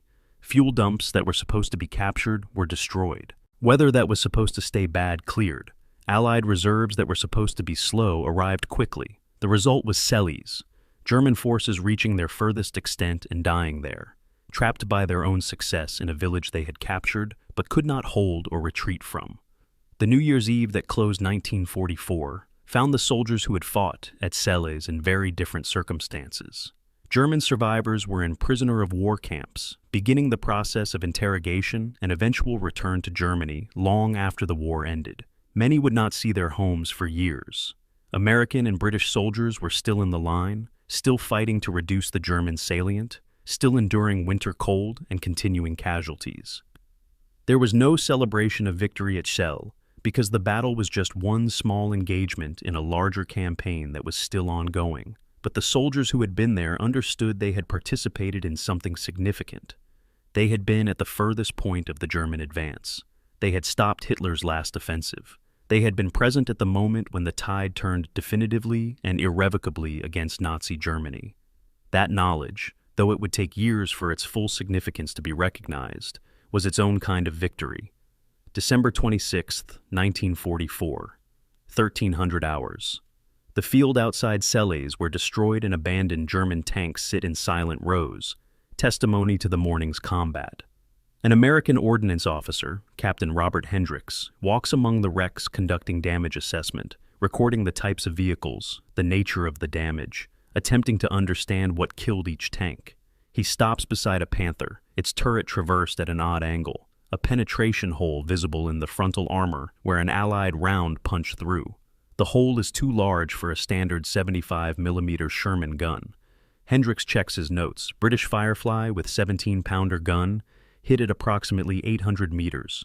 The Panther's crew is still inside, killed by the round that penetrated, and the spalling that filled the crew compartment with metal fragments traveling at supersonic speed. Hendricks orders the bodies removed for burial, then moves to the next vehicle. This is the grim arithmetic of armored warfare. Excellent tanks crewed by skilled men, destroyed because the enemy had more tanks and better positions. The technical specifications of the tanks that fought at Selles told a story of German quality versus Allied quantity.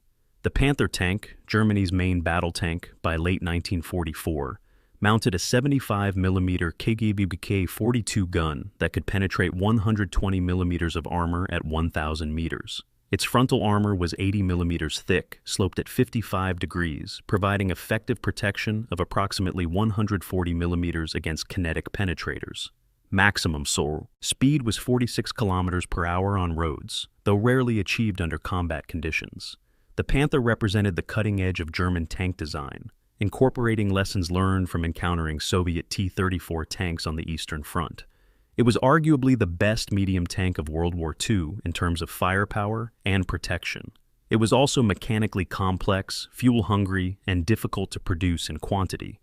Germany managed to produce approximately 6,000 Panthers between 1943 and 1945. Impressive for a nation under strategic bombardment, but tiny compared to Allied production. The Sherman M4, the standard American medium tank at Selles, presented a stark contrast. Its 75mm M3 gun could penetrate 60mm of armor at 1,000 meters, less than half the Panther's penetration capability. Its frontal armor was 51mm, unsloped, providing protection adequate against German anti-tank guns from 1940, but inadequate against the high-velocity guns of 1944. Maximum speed was 40 kilometers per hour, slightly slower than the Panther. In every technical specification that mattered for tank versus tank combat, the Sherman was inferior to the Panther. Yet the United States produced approximately 50,000 Shermans during the war, roughly 8 times German Panther production. This numerical superiority was the deliberate result of American strategic calculation: produce adequate tanks in overwhelming numbers rather than excellent tanks in limited quantities. The Sherman was designed for reliability and ease of production, using a Continental radial aircraft engine that was produced in huge numbers for other purposes, mounted in a simple hull that could be manufactured quickly. The British contribution to Allied armor at Selles was the Sherman Firefly, a British modification of the American Sherman that replaced the 75mm gun with the British 17-pounder gun. This weapon could penetrate 130mm of armor at 1,000 meters, making it roughly equivalent to the Panther's gun and superior to anything else the Western Allies fielded. The Firefly represented British pragmatism. Recognizing that American-supplied Shermans were inadequate for fighting German heavy tanks, British engineers redesigned the turret to accommodate the larger gun, creating a hybrid vehicle that combined American mechanical reliability with British firepower. At Selles, the 12 Fireflies in British service accounted for approximately 20 of the 82 German tanks destroyed, a disproportionate impact relative to their numbers. The Firefly's presence was also psychological. German tankers quickly learned to identify and prioritize Fireflies as threats, meaning Firefly crews faced concentrated German fire once their vehicles were identified. The actual mechanics of tank combat at Selles demonstrated why technical specifications didn't determine outcomes. German Panthers could kill Shermans at 1,000 meters, but the battle occurred in a village and surrounding farmland where engagement ranges were typically 400 to 600 meters. At those ranges, German firepower advantage was reduced though still present. More critically, German tanks were defending from static positions while Allied tanks were maneuvering with infantry support and artillery coordination. A German Panther in a prepared position behind a stone wall might have excellent fields of fire, but once Allied forces identified its position, they could bring overwhelming firepower to bear, multiple tanks engaging from different angles, artillery plastering the position with high explosive, infantry maneuvering to attack from the flanks. The Panther's superior armor protected against frontal hits, but hits from the side or rear were lethal, and in village fighting, flank shots were common. Mechanical reliability emerged as a decisive factor that technical specifications didn't capture. German tanks, particularly Panthers, suffered chronic mechanical problems. The transmission, overworked by the tank's 45-ton weight, failed frequently, particularly in cold weather. The final drives that connected the transmission to the tracks were notoriously fragile, wearing out after only several hundred kilometers of operation. Engine cooling was inadequate, leading to overheating in summer and difficulty starting in winter.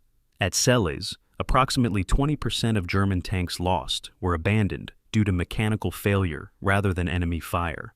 These tanks could not be recovered because Germany lacked the fuel to operate recovery vehicles and the spare parts to repair failures. By contrast, American Shermans, though technically inferior, were remarkably reliable. The Continental R975 radial engine was simple and robust. The transmission was adequately strong for the tank's weight. Maintenance procedures were straightforward and well documented. Sherman tanks that were damaged could be recovered by M32 tank recovery vehicles and repaired in field workshops, often returning to service within days. At Selles, virtually every Sherman lost was due to enemy fire, not mechanical failure, and even some of those were repaired and returned to service after the battle.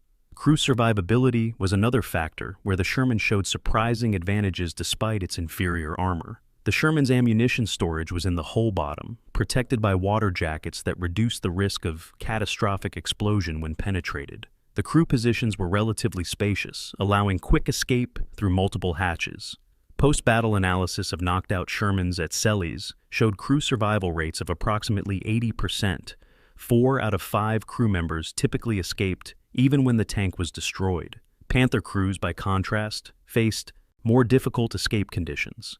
The ammunition was stored vertically along the hull sides, meaning penetrations often ignited the ammunition immediately. The turret crew positions were cramped, the hatches smaller and harder to escape through quickly. Panther crew survival rates at Selles were approximately 65%, better than earlier German tanks but worse than Shermans. This meant that even when Germans achieved favorable kill ratios and tanks destroyed, they suffered proportionally higher personnel casualties, and trained tank crews were harder to replace than tanks themselves.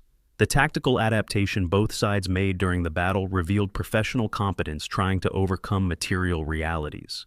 German tank commanders at Selles used every advantage their superior vehicles provided, engaging at maximum range, seeking hull-down positions, coordinating with infantry anti-tank teams armed with Panzerfausts to engage American tanks that penetrated the village.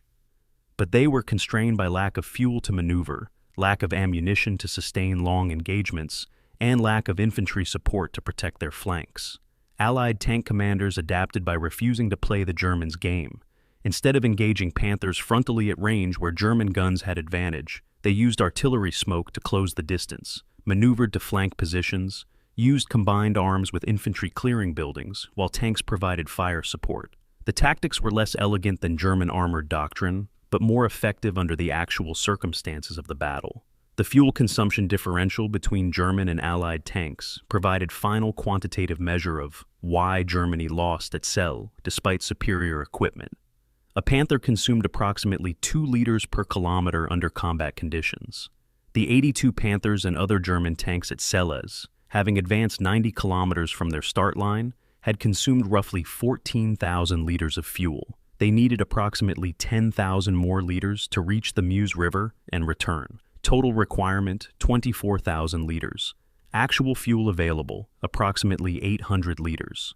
The mathematics were impossible. By contrast, American Shermans consumed approximately 1.3 liters per kilometer. The 166 American tanks that attacked Selles traveled 60 kilometers from Havelange, consuming roughly 13,000 liters. Their supply trucks delivered 50,000 liters to forward positions, ensuring multiple refills available. British tanks had similar abundance. The battle was decided not by which tanks had better guns or armor, but by which side had enough fuel to move and fight. Germany had superior technology. The Allies had working logistics. Logistics won. Post-battle analysis conducted by American and British intelligence officers produced detailed reports on German tank vulnerabilities that would inform tactics for the EU.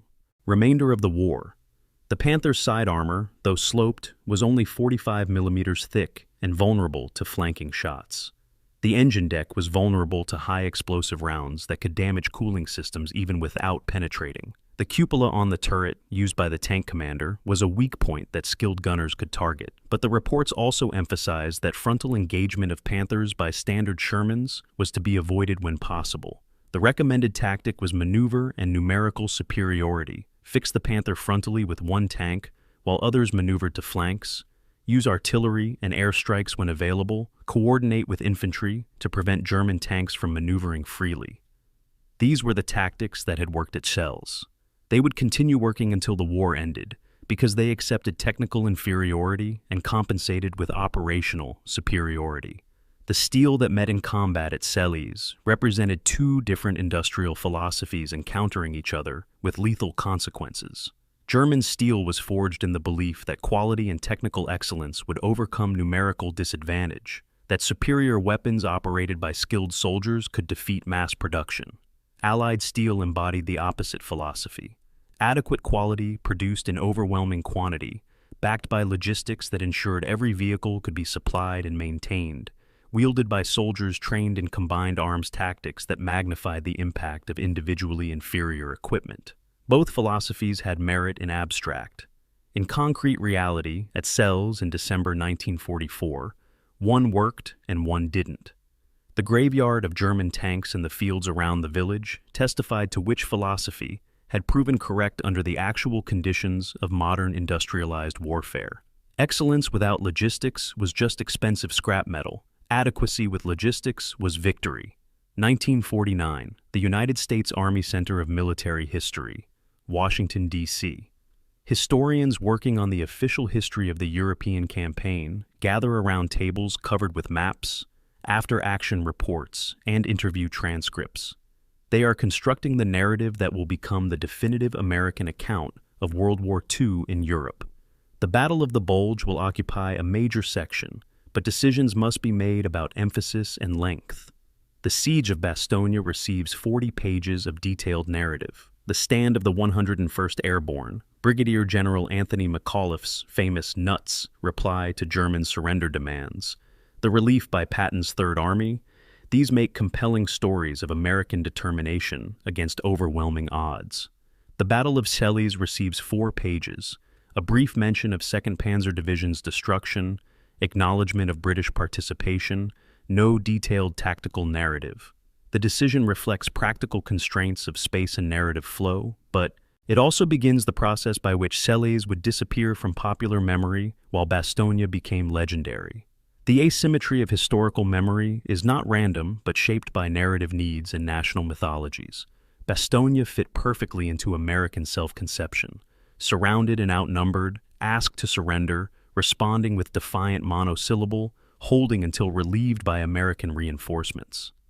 The story required no caveats, no sharing credit, no complex coordination with allies. It was pure American heroism in easily digestible form.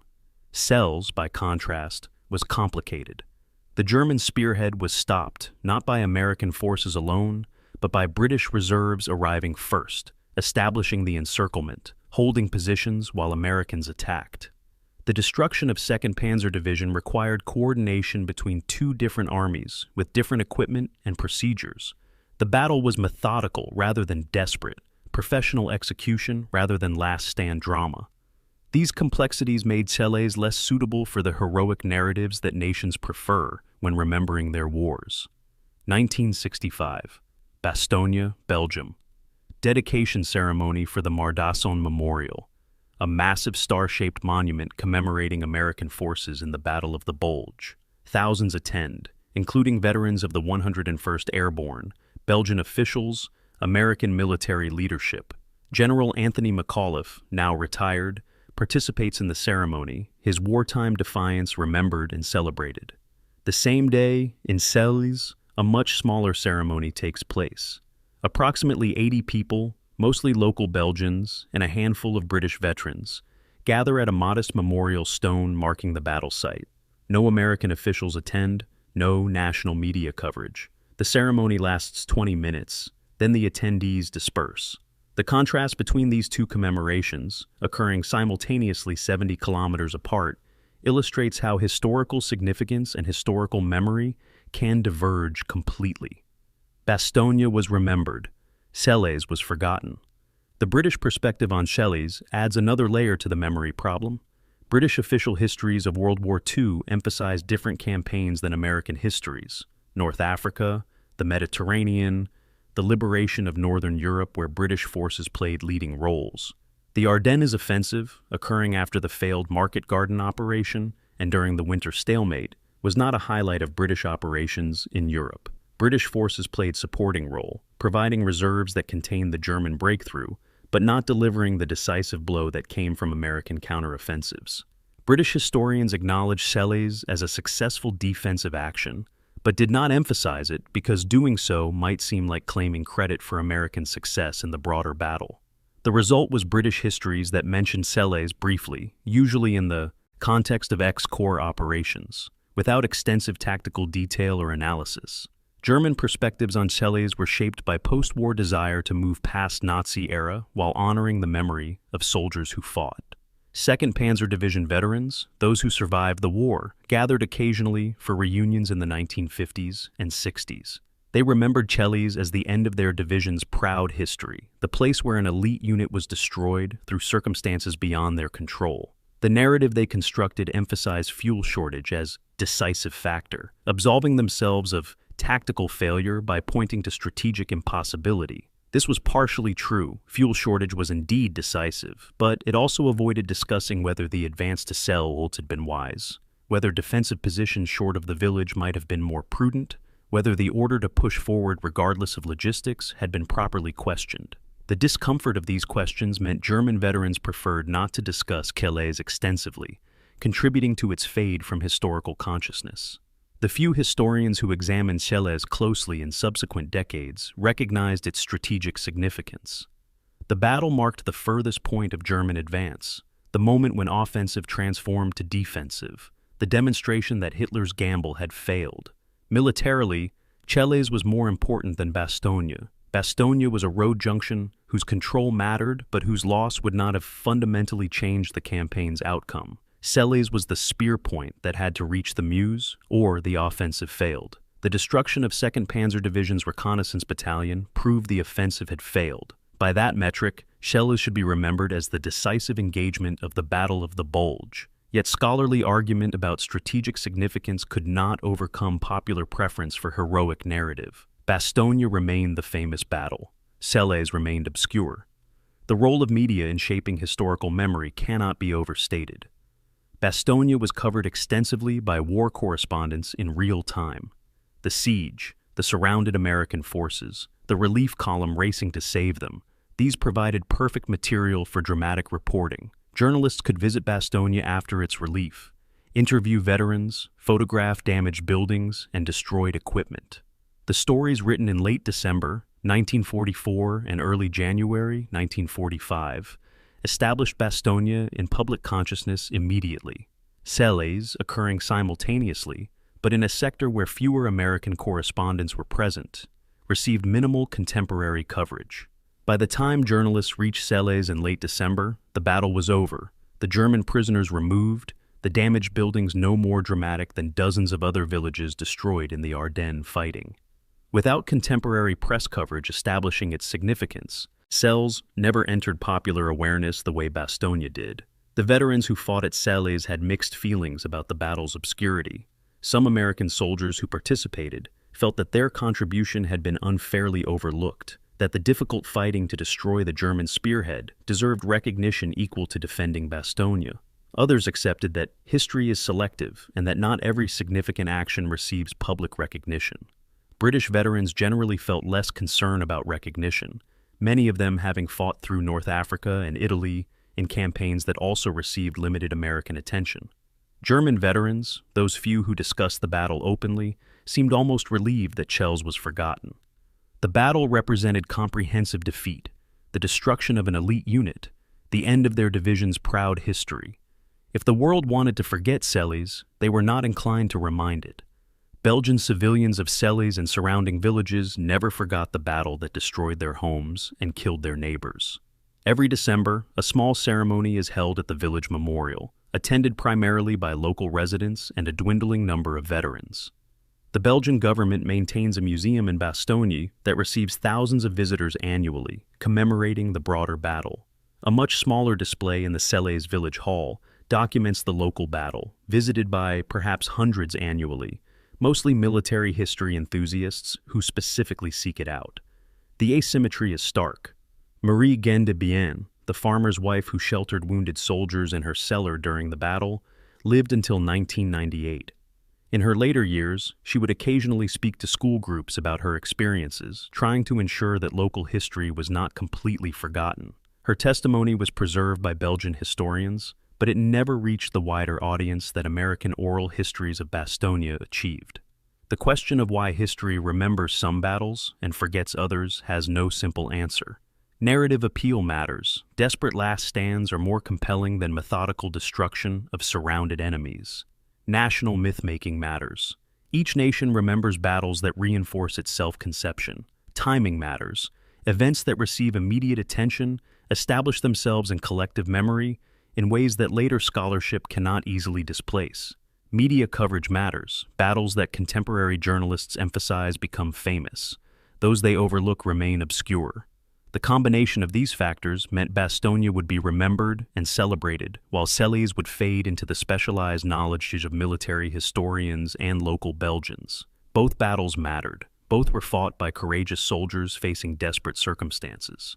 Both had significant impacts on the war's outcome, but only one entered the pantheon of famous battles. The other became the battle history, forgot, known only to those who took the time to look beyond the famous names and discover what actually happened in those critical days of December 1944. December 20th, 1944. The Trianon Palace Hotel, Versailles, France.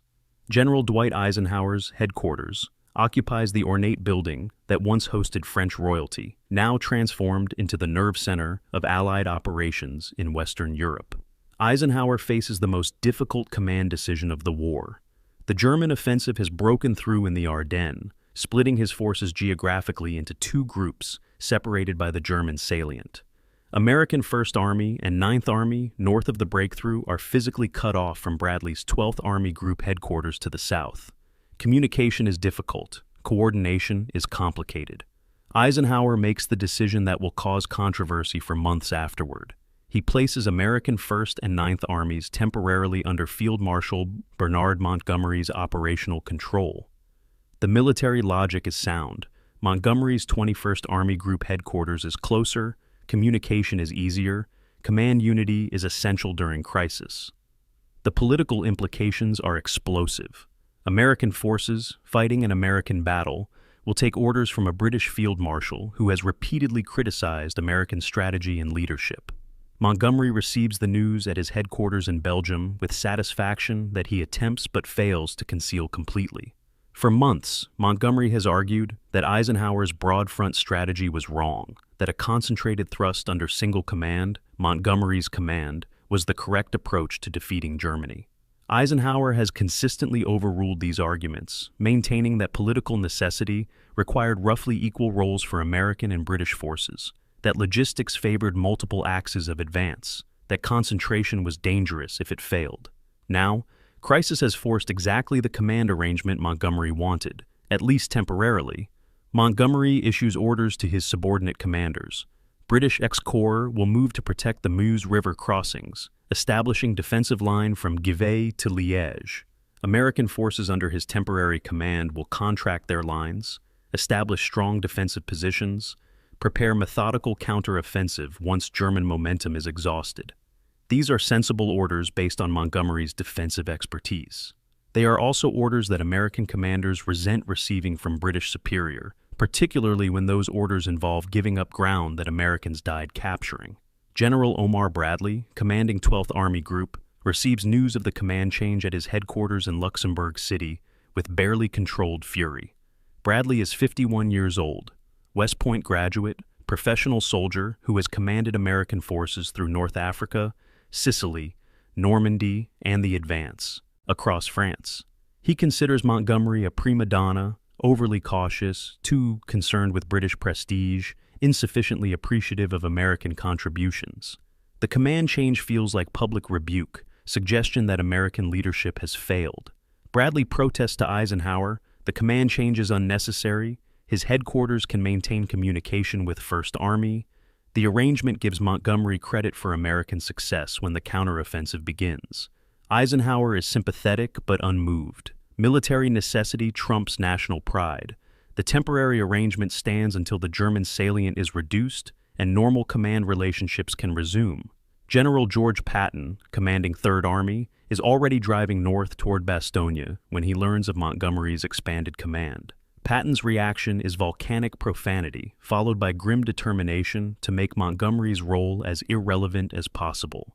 If British forces are protecting the northern flank, Third Army will smash through from the south, relieve Bastogne, cut off the German penetration, and demonstrate American offensive capability. Patton's army executes one of the war's most impressive operational maneuvers, pivoting 6 divisions 90 degrees from their eastward advance into Germany to drive north into the German flank. This requires moving approximately 130,000 men and tens of thousands of vehicles over icy roads in winter weather, coordinating fuel and ammunition supply for forces changing direction, maintaining unit cohesion during movement. That Third Army accomplishes this in 72 hours, demonstrates American operational competence that equals anything Montgomery has achieved. It also demonstrates Patton's determination to ensure that when the Ardennes battle is remembered, American contributions will dominate the narrative. The tension between Montgomery and American commanders comes to a head on January 7, 1945, when Montgomery holds a press conference at his headquarters. Speaking to assembled journalists, Montgomery explains the battle from his perspective. German breakthrough created dangerous situation. British forces moved quickly to stabilize northern flank. He took command of American forces in the north and directed their successful defense. The crisis has been managed. Counteroffensive is proceeding. The content is largely accurate. The tone is insufferable. Montgomery speaks as though British forces saved Americans from German onslaught, as though his command genius retrieved American failure. The British press runs headlines emphasizing Montgomery's role. American press officers monitoring British coverage are apoplectic. American soldiers did the actual fighting and dying. British forces, while helpful, played supporting role. Now Montgomery is claiming primary credit.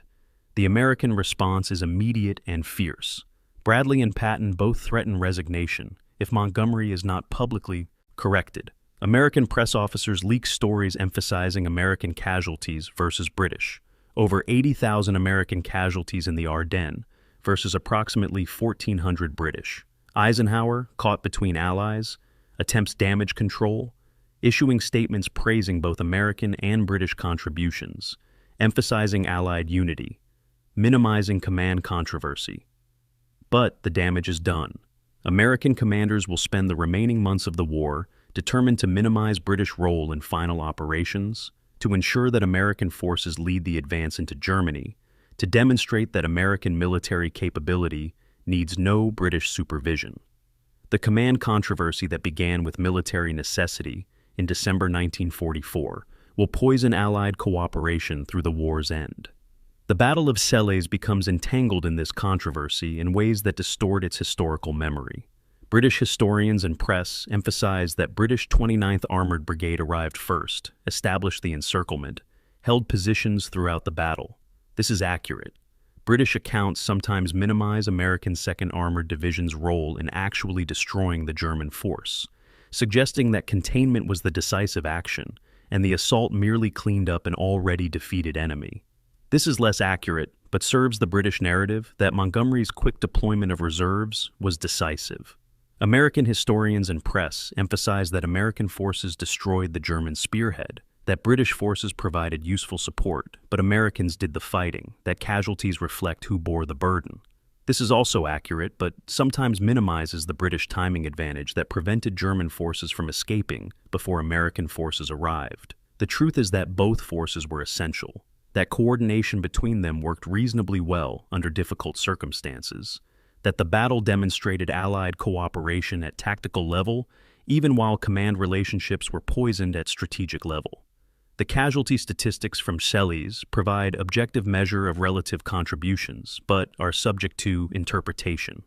American forces, 19 tanks destroyed, approximately 90 casualties killed and wounded. British forces, 9 tanks destroyed, approximately 50 casualties.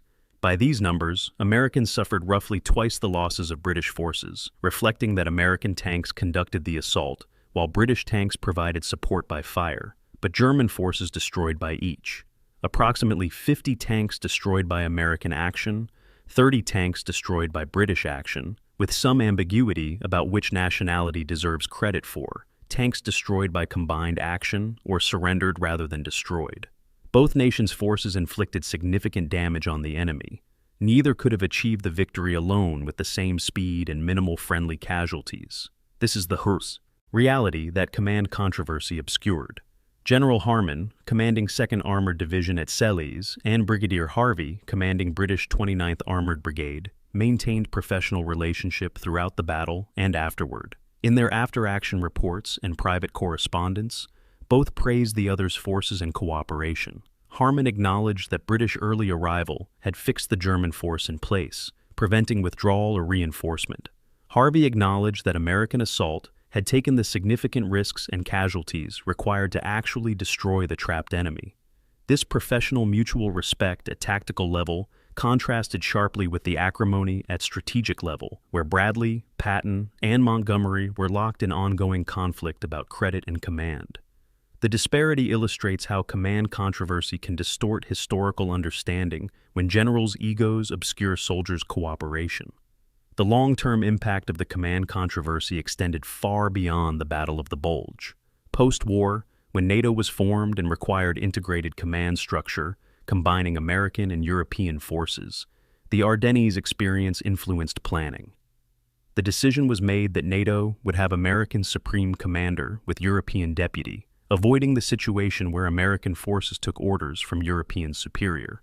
The experience of Montgomery commanding American forces in the Ardennes and the resulting controversy had demonstrated that national pride could not be completely subordinated to military efficiency even when allies shared strategic objectives. This lesson shaped Cold War military organization and persists in NATO structure today. The command arrangements at Selles, where pragmatic tactical commanders cooperated effectively while strategic commanders feuded, became a case study in how to handle coalition warfare's challenges.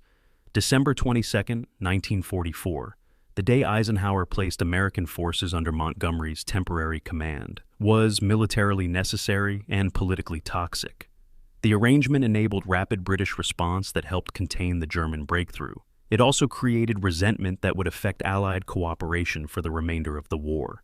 At Selles, that arrangement meant British forces arrived first on Christmas Eve, while American forces arrived Christmas night and December 26th. This timing was decisive in preventing German withdrawal and enabling the methodical destruction that followed.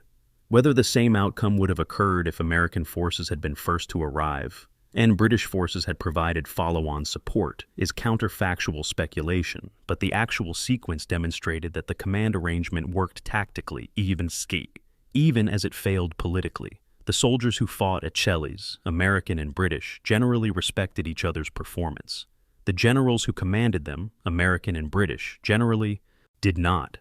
That disparity between tactical cooperation and strategic conflict would characterize Allied operations through the war's final months. A legacy of the command controversy that the Ardennes crisis created, and that Selles illustrated in miniature. 1985, the village of Selles, Belgium, 40th anniversary of the battle. A reunion gathering brings together approximately 50 veterans, German, American, British, many meeting for the first time since December 1944, when they tried to kill each other. Werner Sternebeck, age 62, was a Panther tank driver in 2nd Panzer Division. He stands in the village square where his tank was destroyed 40 years earlier, speaking through an interpreter to an American veteran about the experience. "We knew on Christmas Eve we would never see Germany again," Sternebeck says. "The fuel gauge read empty. The radio said no relief was coming, though officially we were told to hold position. We were already dead. We just didn't stop moving yet." Across the square, British and American veterans compare notes about the battle, pointing at buildings, reconstructing the combat that destroyed them. The civilians of Selles have organized this reunion, believing the veterans deserve opportunity to find peace with their memories. Robert Harper was a tank commander in 2nd Armored Division's 66th Armored Regiment. His Sherman fought through Selles on December 26th, advancing building by building through German fire. In a letter home written 3 days after the battle, Harper described finding an abandoned German Panther, crew gone, interior showing signs of hasty evacuation. Personal items remained inside. Photographs of families, letters from home, someone's reading glasses. They looked just like us, Harper wrote. Young men far from home, fighting because someone told them to fight, dying in a place whose name they didn't know 3 days before they died there. The photographs in that tank could have been from my wallet. The letters could have been written by my mother. War makes us enemies, but we're not that different. Harper's letter, preserved by his family and later donated to the Army Heritage Center, captures the humanity that persisted even in brutal combat. Lieutenant James Cromwell commanded a troop of Cromwell tanks in British 3rd Royal Tank Regiment. His diary, kept throughout the war, despite regulations prohibiting such records, contains an entry from Christmas Day, 1944, while his tanks surrounded Selles preparing to attack the next morning. "Strange to be killing men on the day of Christ's birth," Cromwell wrote. "We can see them moving in the village below, preparing their defenses, knowing we will attack at dawn. They are professionals doing their job as we are professionals doing ours. I respect them for reaching this far, with the limited resources Germany still possesses. I will kill as many as I can tomorrow because that is my duty, but I take no pleasure in it. This is murder made respectable by uniform and orders. When the war ends, I shall remember these men in my prayers, especially those I personally killed." The diary, published posthumously in 1992, provided insight into the moral complexity experienced by soldiers even in justified wars. Marie Gendebien, the Belgian farmer's wife whose cellar sheltered both civilian families and wounded soldiers during the battle, testified about her experiences in multiple interviews through her long life. She died in 1998 at age 87, having spent her final decades ensuring that Selles' story was preserved. "The soldiers brought the war to us," she recalled in a 1987 interview. "We had no choice but to endure. German soldiers came first, polite but frightened, asking for shelter, warning us to stay in cellars during coming battle. British soldiers came after, also polite, also telling us to stay hidden. American soldiers came last, young men who looked surprised to find civilians in a war zone. We fed them when we could, bandaged their wounds regardless of uniform. They were all someone's sons. The war made them enemies. We pull them as human beings who needed help." Gendebien's testimony emphasized civilian perspective, often missing from military histories. German POW interrogations conducted immediately after the battle preserved testimony from soldiers while memories were fresh. Obergefreiter Hans Müller, Panther gunner, age 19, stated, "We advanced for 8 days believing we would reach the Meuse, cross it, continue to Antwerp. Officers told us success was possible if we moved fast and captured American fuel. On Christmas Eve we reached Selles, 5 kilometers from the Meuse, and realized we would go no further. No fuel to advance, no fuel to retreat, no relief column coming. We would fight from Selles until we died or surrendered. I had been in the Wehrmacht for 9 months, trained for 6 weeks before being assigned to 2nd Panzer Division as replacement. The veterans said this offensive was madness, that Germany could not win, that we were being sacrificed for Hitler's fantasy. They were correct. I surrendered on December 27 with no shame. Better prisoner than dead for lost cause." American combat medic Thomas Reardon, attached to 2nd Armored Division, described treating casualties during and after the Selles battle in oral history recorded in 1994. "The wounded kept coming throughout December 26th and 27th, Reardon recalled. Tank crews burned when their vehicles were hit, infantry with shrapnel wounds from artillery, men with frostbite from spending nights in foxholes in sub-zero temperatures. We treated them in a farmhouse that became our aid station, working by lamplight because we couldn't risk showing lights that would draw fire. The German wounded were brought in mixed with American wounded. We treated both. Medical ethics require treating enemy wounded same as friendly, but also, they were just young men in pain. One German soldier, couldn't have been more than 18, had both legs shattered by tank round. We gave him morphine, made him comfortable, knew he wouldn't survive. He asked me in broken English if I thought God would forgive him for killing people in unjust war. What do you say to that? I told him, God forgives everyone who asks. I don't know if I was right, but it seemed to comfort him. He died an hour later. British tank commander Michael Preston, whose Firefly killed 3 German Panthers at Selz, reflected on the battle in a 1996 interview conducted for BBC documentary. We had technical advantage in that specific situation, Preston explained. The 17-pounder gun on the Firefly could penetrate Panther frontal armor at ranges where their gun could also penetrate us, creating rough parity in firepower. But we had better position, firing from hull down on ridgeline while they were in the village below. We had unlimited ammunition. They were rationing every round. We had fuel to maneuver. They were stationary. The kills I achieved were not personal skill so much as material advantage. Given the same circumstances reversed, German gunners would have killed us just as easily. This is modern war. Industrial capacity matters more than individual bravery or skill. We were simply on the side with functioning industry and logistics. The 40th anniversary reunion in 1985 produced remarkable moments of reconciliation. Werner Sternebeck, the German Panther driver, met Robert Harper, the American tank commander whose unit destroyed Sternebeck's tank. The two men, speaking through interpreter, reconstructed the engagement, where each tank had been positioned, the sequence of shots fired, the moment Sternebeck's Panther was hit, and he escaped through the driver's hatch while his commander and gunner died inside. I hated Americans that day, Sternebeck said. You killed my friends, destroyed our tank. But I understand now you were doing your duty as I was doing mine. Neither of us chose this war. We were both victims of leaders who sent us to fight battles that should never have been fought. Harper responded, I thought of you as the enemy for 40 years. Meeting you as a person rather than a target in my gun sight changes my understanding of what we did. I'm glad you survived. I'm sorry I helped kill your crew. War is evil even when necessary. The veterans' perspectives evolved over decades. Immediately after the war, most focused on survival and return to normal life, avoiding discussion of combat experiences.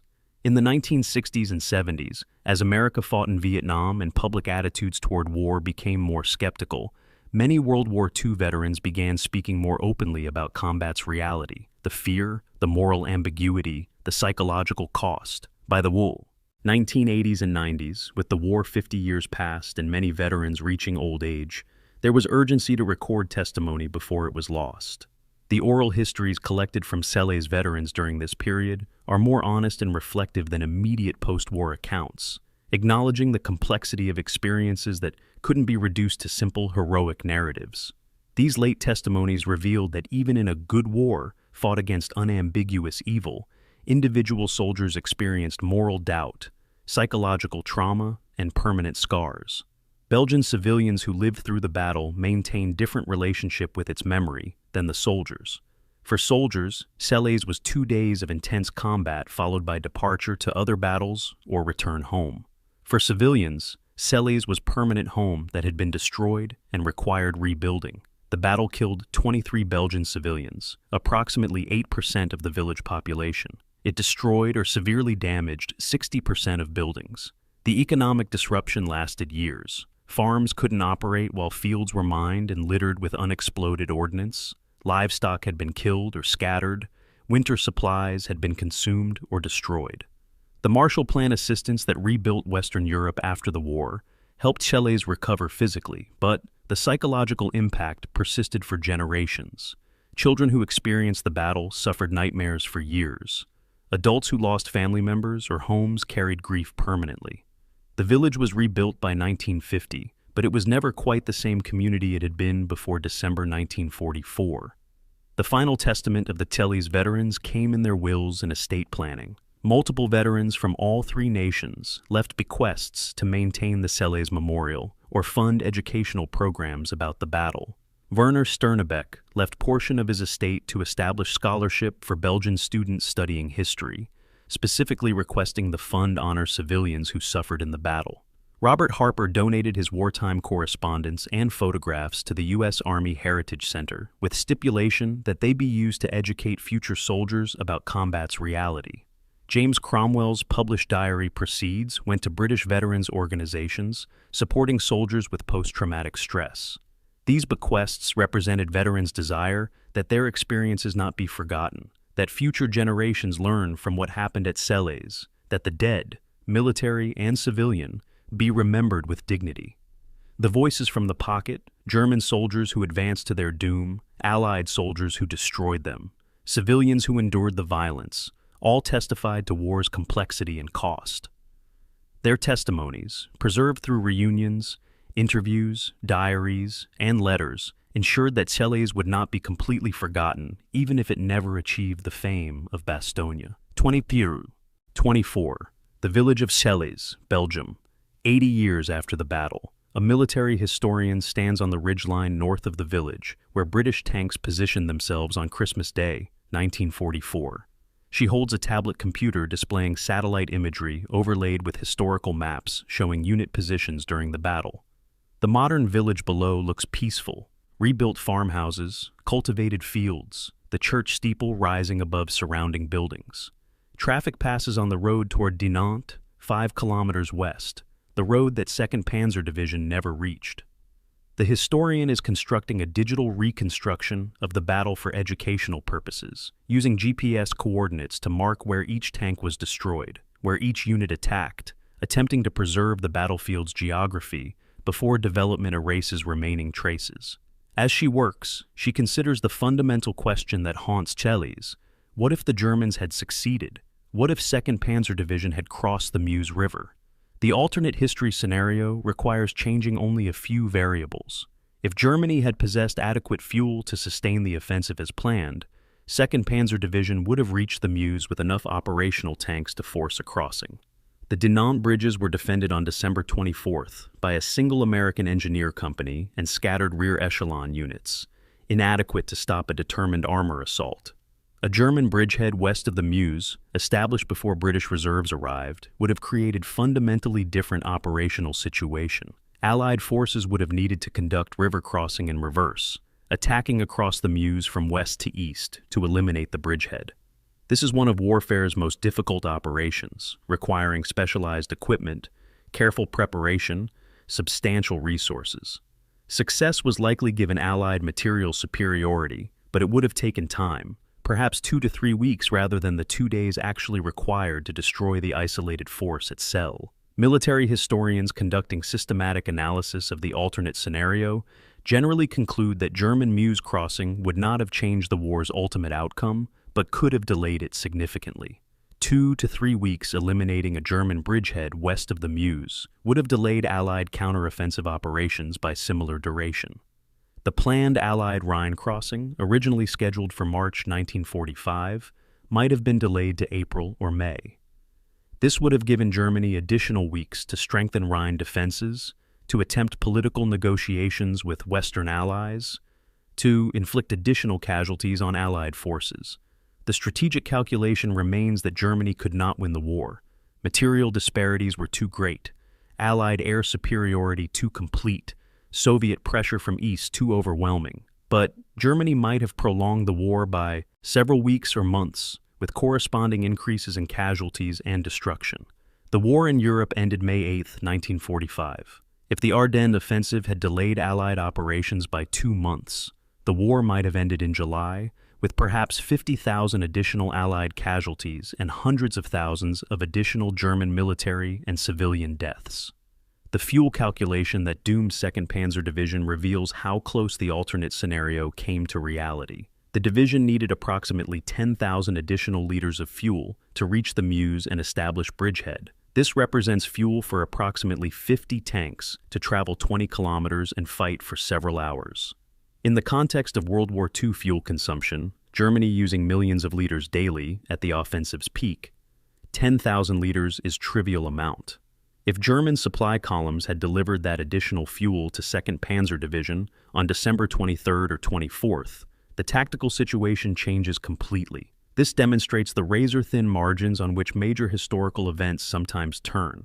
10,000 liters of gasoline, amount that could fit in 20 medium-sized trucks, amount that represents less than 1% of daily German fuel consumption, was the difference between German forces being stopped at Celle versus crossing the Meuse, and fundamentally changing the campaign's operational character. The weather variable adds another layer to alternate history analysis. Allied air power was grounded from December 16th through 23rd by fog, clouds, and poor visibility. This 7-day window enabled the German advance by preventing Allied air interdiction of supply columns and close air support for ground forces. The weather cleared on December 24th, and Allied aircraft immediately began devastating attacks on German logistics. If the weather had remained bad for 3 additional days, until December 27th, 2nd Panzer Division's supply columns might have reached Celles without being destroyed by air attack. The fuel that burned on roads east of Celles might instead have reached the spearhead units. Again, a small variable, 3 days of continued bad weather rather than clearing, creates fundamentally different outcome. Weather cannot be controlled or predicted perfectly, but it played decisive role in determining the Ardennes offensive's failure. The Allied reserve positioning, specifically Montgomery's placement of British X-Corps to guard Meuse crossings, represents the decisive human decision that prevented German success, even if fuel and weather had favored them. Montgomery has been criticized for excessive caution throughout the campaign, for slow movements and careful preparation that sometimes missed operational opportunities. But at the Meuse in December 1944, his caution was precisely what the situation required. By positioning British 29th Armored Brigade at Ciney, 60 kilometers from Dinant, but able to deploy quickly to any threatened crossing point, Montgomery created the mobile reserve that could respond to German breakthrough before it reached the river. If British reserves had been positioned further back, at Brussels for instance, where many staff officers thought they would be safer from sudden German attack, they could not have reached Chelles before 2nd Panzer Division crossed the Meuse. Montgomery's professional judgment about defensive positioning proved more valuable than any amount of offensive dash would have been in that specific circumstance. Modern Celles provides few visible traces of the battle that defined its history. The memorial stone in the village center marks the event with simple inscription listing dates and participants. A small museum in the village hall displays photographs, maps, and artifacts collected by local historical society. The fields where tanks fought are cultivated farmland, showing no sign of combat except a trained eye that recognizes subtle terrain features where defensive positions were located. Occasional battlefield archaeology occurs when construction projects uncover shell fragments, equipment pieces, or unexploded ordnance requiring careful removal. But the landscape has largely healed, nature and human reconstruction erasing the scars. This physical erasure of battle's traces mirrors the historical erasure of battle's memory, both processes gradually making Celles indistinguishable from hundreds of other European villages that experienced World War II combat. The annual commemoration ceremony at Celles, held each December 26th, has evolved over the decades. In the immediate post-war years, hundreds attended, including many veterans and families of the fallen.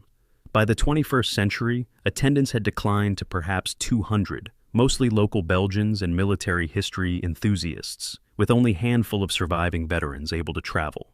The ceremony follows standard format: wreath laying at memorial, speeches by local officials and military representatives, moment of silence, sometimes period music performed by school band.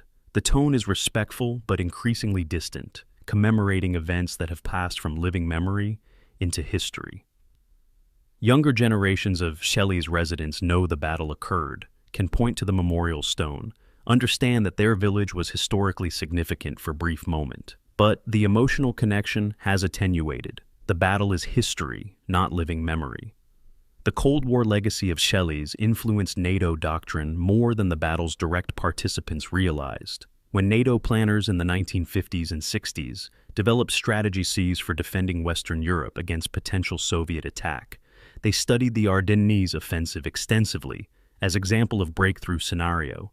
The lessons extracted from Celles specifically included importance of Deus, maintaining mobile armored reserves capable of rapid deployment to threatened sectors, necessity of pre-positioned fuel and ammunition stocks to sustain those reserves without vulnerable supply lines, critical value of air power against enemy logistics once weather permits operations, and requirement for integrated command structure, allowing rapid coordination between forces of different nationalities.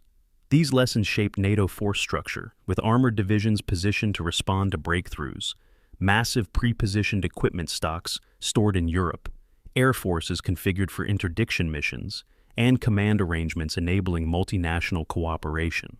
The ghost of what might have been at Selles. German breakthrough succeeding instead of failing, haunted NATO planning throughout the Cold War. The strategic analysis of why Germany lost the Ardennes offensive, with Selles as the specific point of failure, reveals fundamental truth about industrial-age warfare. Germany possessed superior technology in many categories: better tanks, better anti-tank guns, tactical proficiency born of years of combat experience. But Germany lacked the industrial capacity and logistical infrastructure to sustain operations that superior technology enabled. The Panthers that reached Selles were excellent tanks, but Germany could produce perhaps 300 monthly, while America produced 2,000 Shermans monthly. German synthetic fuel plants, even before Allied bombing destroyed them, could never produce enough fuel to support extended mechanized operations. German logistics, dependent on railroads that were being systematically destroyed by air attacks, could not maintain supply lines as they extended. The arithmetic was inescapable. Superior technology without adequate logistics enabled initial success but guaranteed ultimate failure. This lesson, learned definitively at Selles, would be studied by military planners worldwide for decades afterward.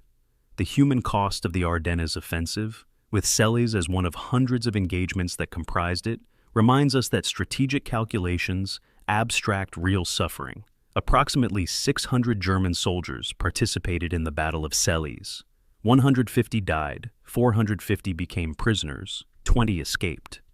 Those numbers represent 600 individual human beings, sons, brothers, husbands, fathers, whose lives were ended or permanently altered by 2 days of combat in a Belgian village. The Allied casualties at Selles, 140 killed and wounded, represent similar individual tragedies multiplied by families who lost loved ones or welcomed home men permanently scarred by combat. The Belgian civilians, 23 killed, hundreds traumatized, add further layer of human cost. When historians debate whether the offensive could have succeeded with different fuel allocations or weather conditions, they are implicitly debating whether these specific deaths were necessary or could have been avoided, whether additional deaths might have occurred if the battle had lasted longer or been fought at different location.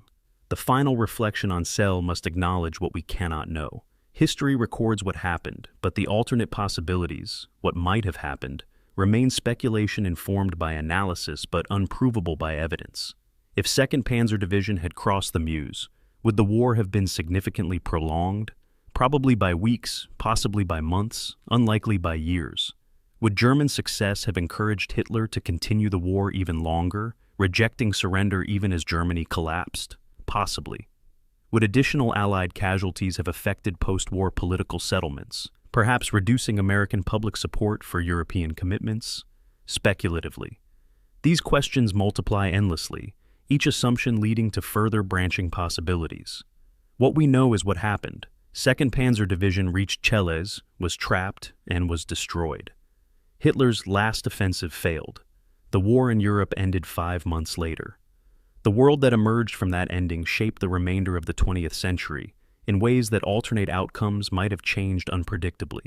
Today, December 22nd, 2025, 81 years after the battle, the view from Selles Church Tower, unchanged in 8 decades, looks west toward Dinant and the Meuse River Valley, 5 kilometers distant. On clear day, you can see the valley that 2nd Panzer Division never reached. The distance is short enough to walk in an hour, close enough that German reconnaissance could observe Allied traffic on the roads. It is also the distance that measured Germany's failure, the gap between Hitler's fantasy and historical reality, the space where the Ardennes offensive died, and with it, Germany's last hope of avoiding unconditional surrender. The ghost of what might have been, breakthrough, river crossing, campaign prolonged, additional deaths, alternate history, haunts that 5-kilometer gap. But ghosts cannot change what happened, only remind us that history turns on small margins. 10,000 liters of fuel, 3 days of weather, 60 kilometers of British positioning, 5 kilometers that prove 5 too many. Selles stands as testament to those margins, visible to those who look for it, forgotten by those who don't, a small Belgian village that witnessed the